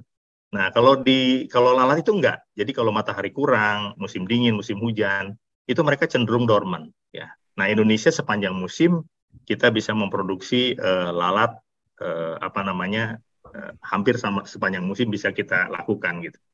Saya kira demikian Pak Pujo, mudah-mudahan kita tetap optimis pemerintah akan mendukung ke sana. Ya, terima kasih.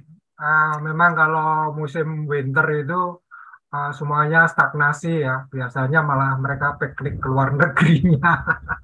Dan itu memang kita itu harusnya berpikir juga. Kita memproduksi pertanian itu 12 bulan. Sedang di negara 4 musim itu 8-9 bulan maksimal itu. Jadi kenapa mereka bisa maju? Mungkin karena kepepet tadi itu ya. Pertanyaan selanjutnya mau tanya Pak Markus, apakah maggot bisa dibiarkan tanpa dipelihara? Jadi memang murni tidak mengambil hasil dari maggot, tapi memang hanya untuk membantu menguraikan sampahnya saja. Karena di daerah saya sudah sangat menggunung sampahnya, atau tidak bisa dibiarkan begitu saja. Ya ini mungkin karena binatang peliharaan. Bagaimana? Monggo. Ya, Bapak Ibu, itulah saya bilang. Jadi sebetulnya alam itu sudah mengatur sedemikian. Kita kadang-kadang mau buang sampah, tapi nggak mau tanggung jawab terhadap sampah itu sendiri. Nah, kalau maggot bisa hidup dengan cara seperti itu, saya kira nanti intinya begini jawabannya. Jadi agak sulit untuk maggot itu dilepas liarkan seperti itu. Ya, karena siklus hidup maggot itu tertentu. Ya, dia hidup hanya jadi larva itu kurang lebih sekitar 30 hari ya jadi larva. Tetapi jadi larva yang total dia makan ya, itu paling tidak sekitar hanya 20 hari. Jadi maggot itu begitu dia netas jadi bayi larva, ya, kemudian dia sampai umur 5 hari, ya, di usia 5 hari itu dia baru makan agak banyak, ya, agak banyak kan, namanya juga bayi larva. Kemudian usia 10 hari lebih banyak lagi. Tapi dia dari usia 10 hari sampai ke 15 sampai ke 20 hari, di situ sebenarnya peak point, ya, di mana si maggot itu memakan makanan sehingga tubuhnya itu 5.000 kali lipat dari asalnya. Jadi hanya waktu yang pendek tadi dia makan, ya, makanannya itu berupa sampah organik. Nah, setelah 20 hari itu dia sudah puasa. Ya, dia udah nggak makan, nggak minum, siap-siap berubah jadi kepompong. Atau kita istilahkan pupa. Ya. Jadi setelah jadi kepompong, dia udah nggak makan minum, termasuk ketika dia jadi lalat, dia nggak makan minum lagi. Ya. Dan usia lalatnya itu hanya 5-7 hari. Setelah itu dia bertelur, untuk betinanya ya, sebelum bertelur, kawin dulu tentunya. Ya. Nah, kawin mereka, ya, lalu jantannya setelah kawin itu mati, ya, 2-3 hari setelah kawin dia mati. Nah, sedangkan betinanya itu setelah dia dibuahi oleh si jantan, kemudian dia bertelur, nah nggak lama dia mati. Jadi siklus hidupnya pendek. Nah, jadi mungkin saja misalnya kita punya bibit maggot kita sebar gitu di TPA, tetapi itu nggak bisa sustain, ya, nggak bisa berkesinambungan beda dengan dibudidayakan. Jadi memang perlu intervensi manusia untuk mengelola ya sampah sekaligus mengelola larvanya. Terima kasih Pak Pujo.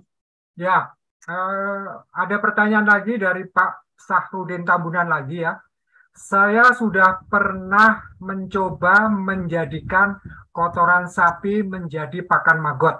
Apakah hasilnya maggotnya kerdil, tidak berkembang? Bisakah sharing bagaimana caranya supaya maggotnya bisa tumbuh besar? Salah makan apa ya?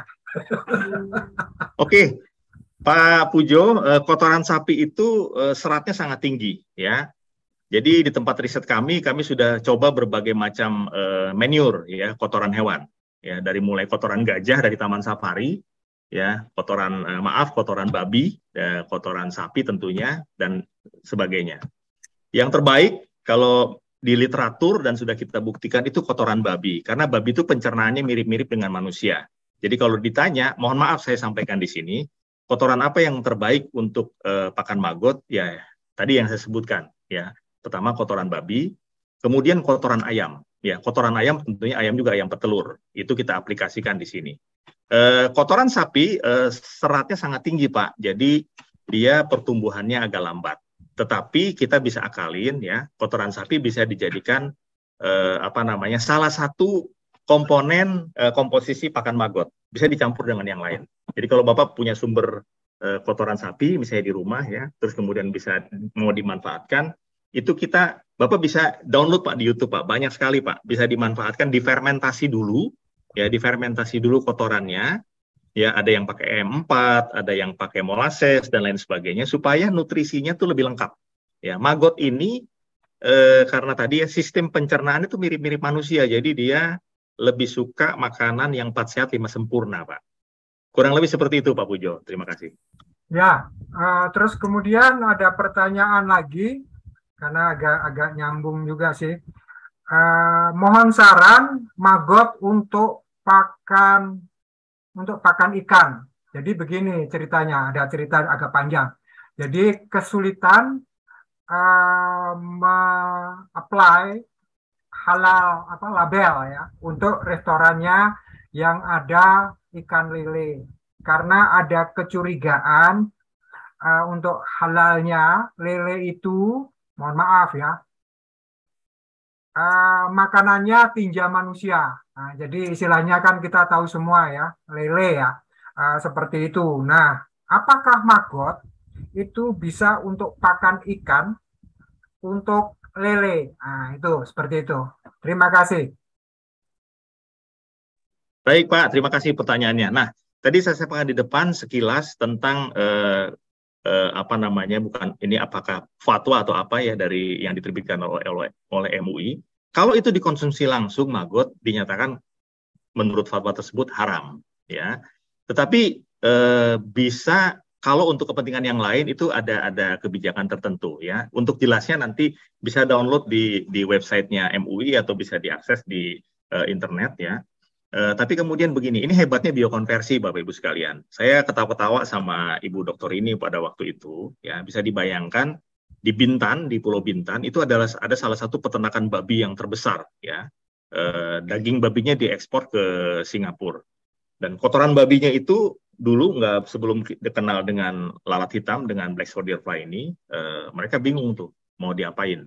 Tapi setelah tahu black soldier fly, akhirnya dimanfaatkan untuk menjadi pakan BSF. Dan BSF itu larvanya digunakan untuk pakan ikan nila, tilapia. Ya. Nah kalau misalnya tentunya gini Pak, kalau zaman dulu ya kita di kolam ya, saya pulang ke kampung halaman, nenek saya punya kolam ya, kita punya jamban di situ, di bawahnya ada ikan, nah ikannya cepat gede-gede itu Pak Pujo ya, dan daging ikannya nikmat sekali Pak Pujo. Nah tentunya jelas ya. Dan jelas ya kalau tahu seperti itu maka sulit lah untuk melabelkan halal di sana. Tapi biokonversi ya itu memberikan kesempatan, memberikan peluang supaya ketika ikannya diberi pakan larva itu sudah terjadi biokonversi, ya sudah terjadi konversi melalui larva ini, ya. Jadi silakan nanti diteliti lebih lanjut ya.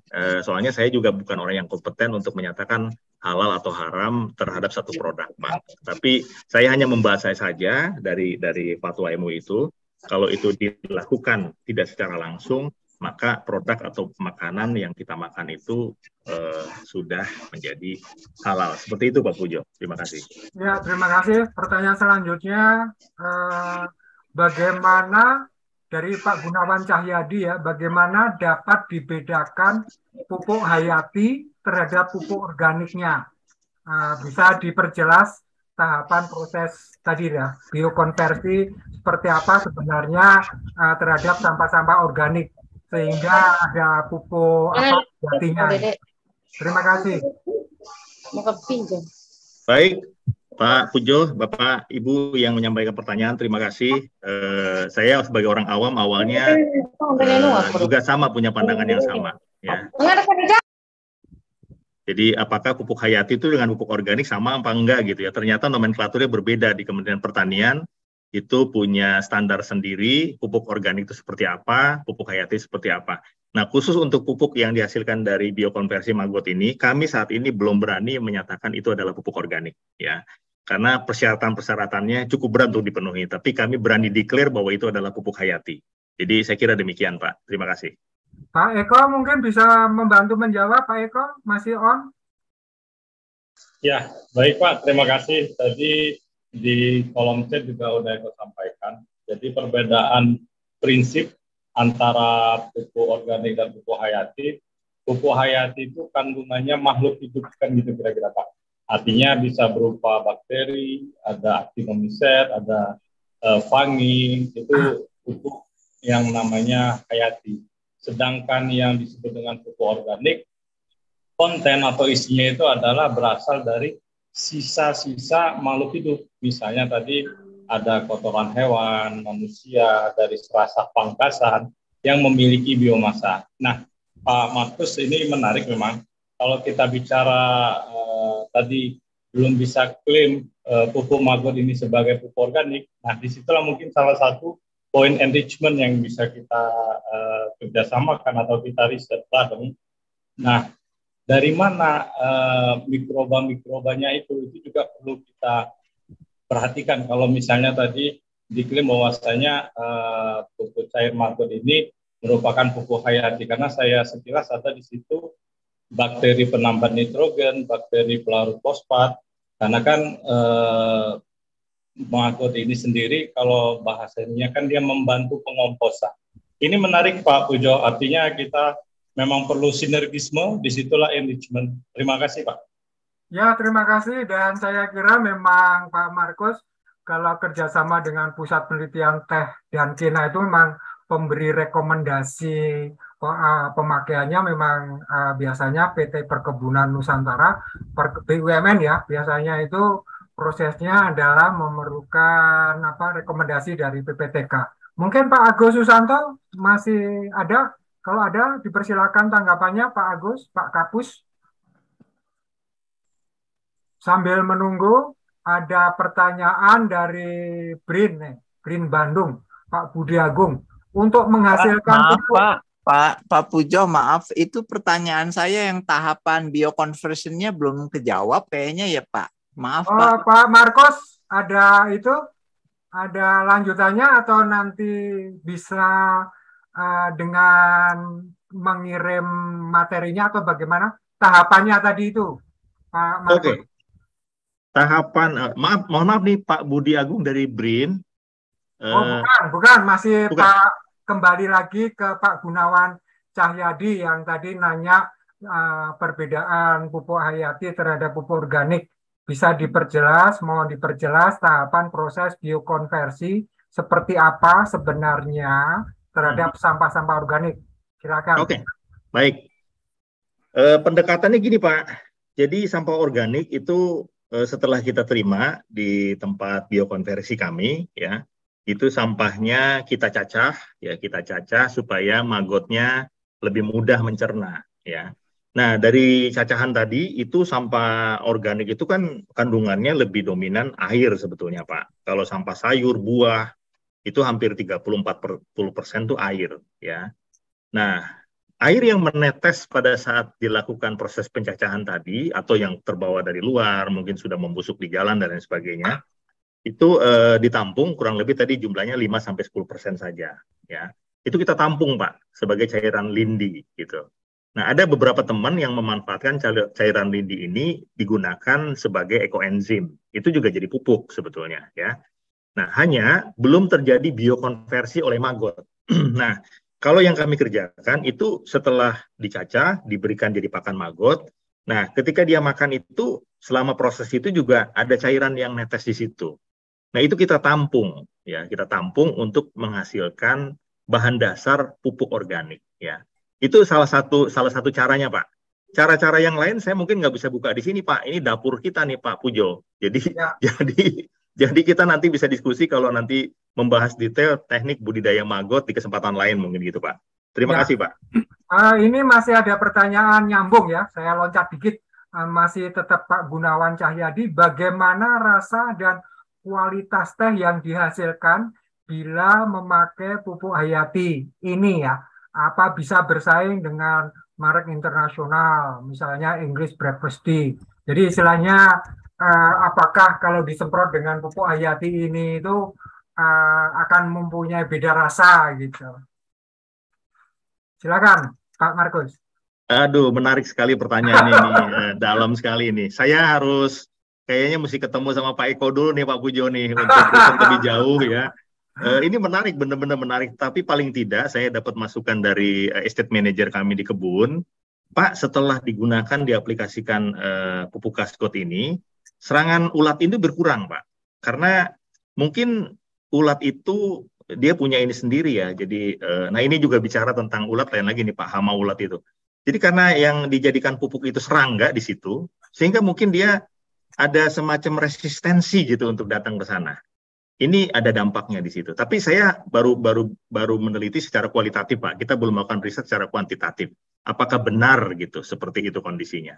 Tapi kalau rasa tadi saya baru punya planning tahun 2023 ini kita ingin memproduksi, saya ingin membuat kurang lebih 20 sampai ya paling enggak satu blok lah ya untuk bikin jadi organik tea Pak. Jadi sudah tidak menggunakan lagi pupuk kimia dan lain sebagainya.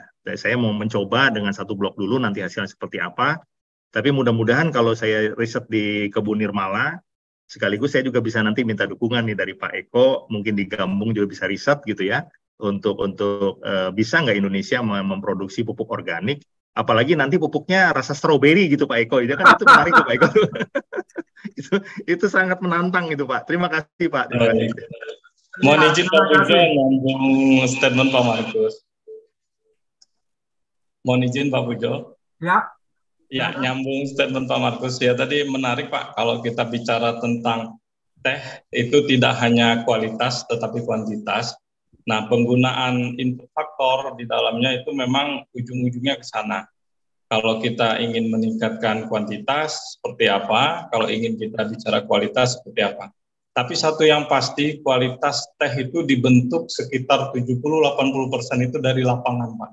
Artinya, garbage in, garbage out. Kalau misalnya raw material kita bagus, pasti kualitasnya akan bagus. Terima kasih, Pak. Ya. Ini saya jadi kepengen ke Nirmala nih Pak. Karena anak asuh saya dulu seperti apa nih Nirmala nih.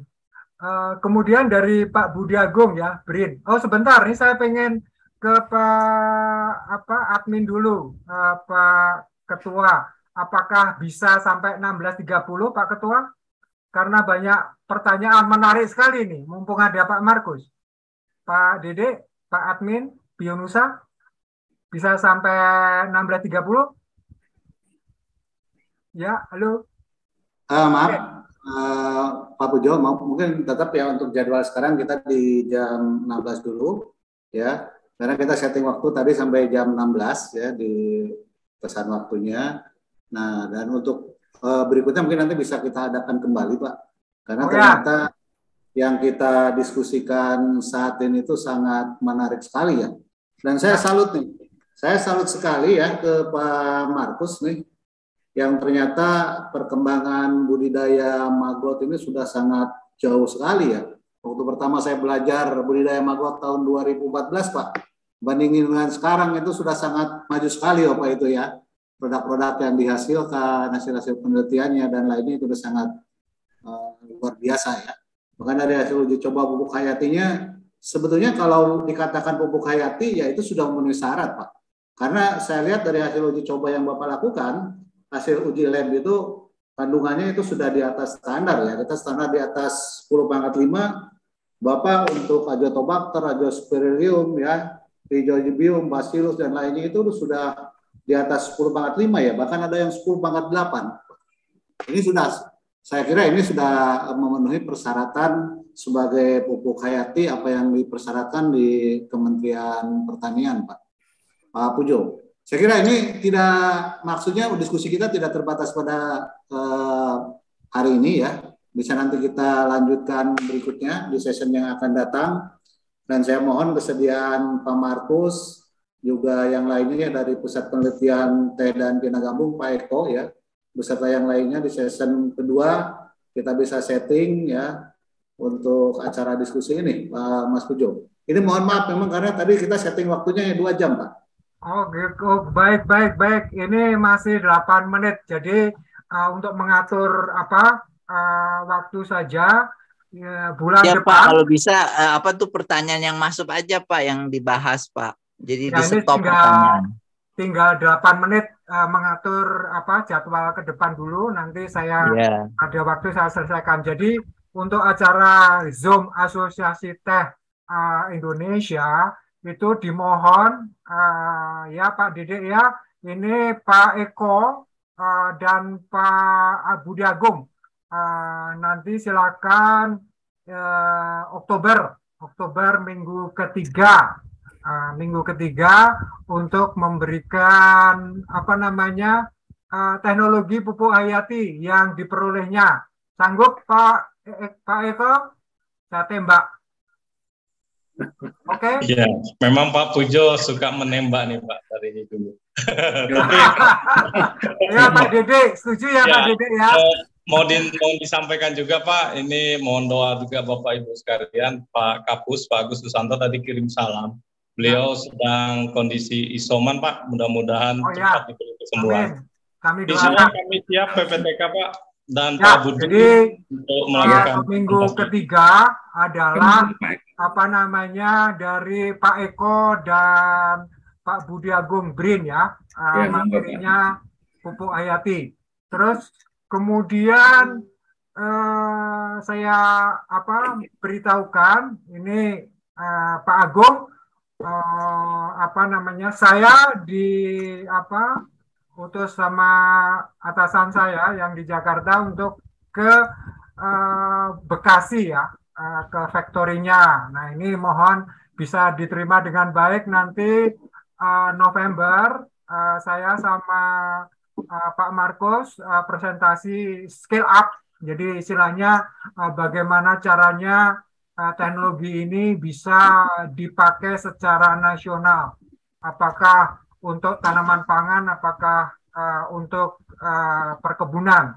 Jadi sekarang mindset kita adalah bagaimana pertanian ini tidak pertanian tradisional, tapi petani-petani kecil itu bisa bersatu, mempunyai kelembagaan, sehingga bisa mengaplikasikan yang namanya mindset estate crop management. Nah itu makanya nanti apakah Manggot ini juga diaplikasikan ke pertanian tradisional, apakah ke perkebunan. Kita lihat hasil saya dan Pak Markus presentasi di Jakarta, tapi kemudian kurang lebih tanggal antara 13-17 lah mungkin saya dari airport mungkin mampir ke Bandung, mampir ke Bekasi. Apakah Pak Markus bersedia dan berkenan, Pak Markus?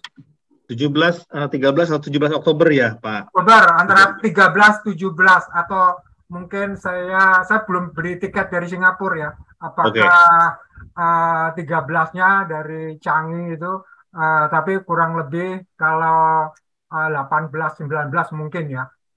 Jadi 13-14 atau 18-19 kemungkinan seperti itu. Kemudian kita presentasi di Jakarta Novembernya. Pada saat itu mungkin minggu ketiga Pak Eko ya dan jajarannya. Saya kira untuk pupuk hayati fokus saja. Kalau nanti dimohonkan setiap 2 bulan sekali gabung untuk mengisi Zoom Asosiasi Teh. Saya kira ini masih ada 4 menit. Ya bersedia ya Pak Markus, boleh? 17 Oktober Pak. Kalau bisa ada kunjungan Pak buat member Pak, boleh nggak Pak? Kalau bisa, makanya saya kalau bisa nanti tanggal 13, 14 atau 18, 19 Oktober, apakah yang diizinkan saya saja, apakah member sekaligus juga gitu Pak Markus. Nanti kita godok supaya istilahnya Pak Markus itu ke Bekasi tidak hanya menerima saya tapi dan kawan-kawan. Nah gitu. Iya betul. Mungkin Pak, dari Bekasi langsung mampir ke Bionusa. Gitu ya Pak Dede. Iya Pak. Nanti soal biaya kita atur Pak. Nah gitu. Kalian boleh nanti kunjungan ke sini. Ya kalau Bionusa oke. Bekasi bagaimana Pak Markus? Siap Pak. Ya, jadi nanti saya kurang lebih dari Singapura itu 13-14 atau 18-19 ya. Itu nanti kita atur, kemudian kita membuat PowerPoint yang bagus untuk scale up secara nasional. Itu pesannya. Mungkin 3 menit terakhir, kalau ada Mbak Vera, sekretarisnya Pak Dirjen Bun, apakah beliau berkenan untuk menyambut 3 menit terakhir? Kalau tidak ada pertanyaan yang bagus dari Pak Uhendi Haris, bagaimana model kerjasama bisnis dengan usaha kecil atau rumah tangga sehingga material organik bisa dikelola secara terdesentralisasi. 2 menit, Bapak. Saya Pak Bujo ya. Baik, terima kasih Pak Bapak yang memberikan pertanyaan, Pak Budi atau Pak siapa tadi ya? Uhendi Haris. Oke, jadi gini Pak, sekarang pun sudah dikerjakan, kami kerjasama dengan berbagai komunitas Pak, termasuk Bank Sampah, TPS 3R gitu ya. Jadi teman-teman yang mengelola sampah itu sudah ada yang memanfaatkan budidaya maggot Pak untuk mengolah sampah organiknya. Ya, selama ini itu problem paling besar. Ya, jadi kalau di pengelolaan sampah itu mereka mengambil yang punya nilai aja gitu, yang bisa di-recycle, kertas, plastik, logam, itu menjadi target mereka. Karena itu ditimbang langsung bisa jadi duit gitu. Nah, sampah organik ini bikin masalah, tapi setelah ada maggot ya, jadi mereka sekarang ada beberapa yang bekerja sama dengan kami ya, mekanisme dan sistemnya macam-macam Pak. Nah ini kalau nanti bicara scale up, itu juga nanti sedang dikembangkan, sekarang saya diskusi dengan beberapa komunitas budidaya maggot.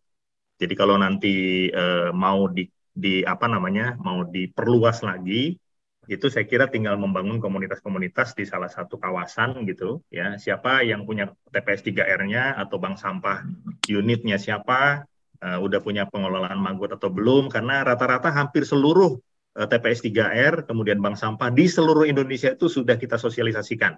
Saya sudah bicara di depan 514 kabupaten kota pembudidaya maggot sampai kepada kepala daerahnya, kepala dinas lingkungan hidupnya. Jadi saya kira ini sudah tersosialisasi dengan baik. Tinggal nanti kalau ada bapak-bapak, ibu-ibu, teman-teman yang istilahnya di lingkungannya ini ingin mengembangkan membudidaya maggot, tinggal nanti kita bisa connecting gitu ya dengan lokasi yang terdekat. Ya, saya kira gitu Pak Pujo. Terima kasih. 1 menit closing remark Pak Dede, mangga. Pak Dede menutup 1 menit. Yang punya Zoom. Masih mute. Di mute. Oke, Pak Dede silakan. Moderator yang sudah memimpin acara ini dengan baik ya, dan juga kepada Pak Markus yang sudah memberikan banyak ilmunya mengenai budidaya maggot ya, yang terus terang saya sangat salut sekali karena perkembangannya sudah sangat luar biasa ya, dan mudah-mudahan kedepannya akan semakin maju kembali ya dengan temuan-temuan atau inovasi baru. Dan kami harap Pak Markus tidak hanya hari ini ya, pada saat kami perlukan Bapak untuk memberikan juga ilmunya kepada teman-teman kita semua. Kami sangat mengharapkan kesediaan Bapak untuk itu. Sekali lagi terima kasih buat Pak Markus, dan terima kasih untuk Bapak-bapak dan Ibu-ibu yang sudah mengikuti ya, acara seminar webinar ini dengan baik ya dan sampai tuntas. Terima kasih untuk semuanya. Wassalamualaikum warahmatullahi wabarakatuh. Mohon kamera dibuka ya. Iya, mohon kamera dibuka. Lagi sebentar. Sebentar ya. Sebentar. Tahan. Bentar, 1 kali lagi halaman yang kedua. Iya. Bentar, 1 kali lagi. Iya. Ya, terima kasih. Wassalamualaikum warahmatullahi wabarakatuh. Waalaikumsalam. Terima kasih Pak Pujo, Pak Dede, terima kasih Bapak Ibu semua. Terima kasih sekali. Izin Lip Pak. Luar biasa. Pamit Pak. Ya. Izin Lip.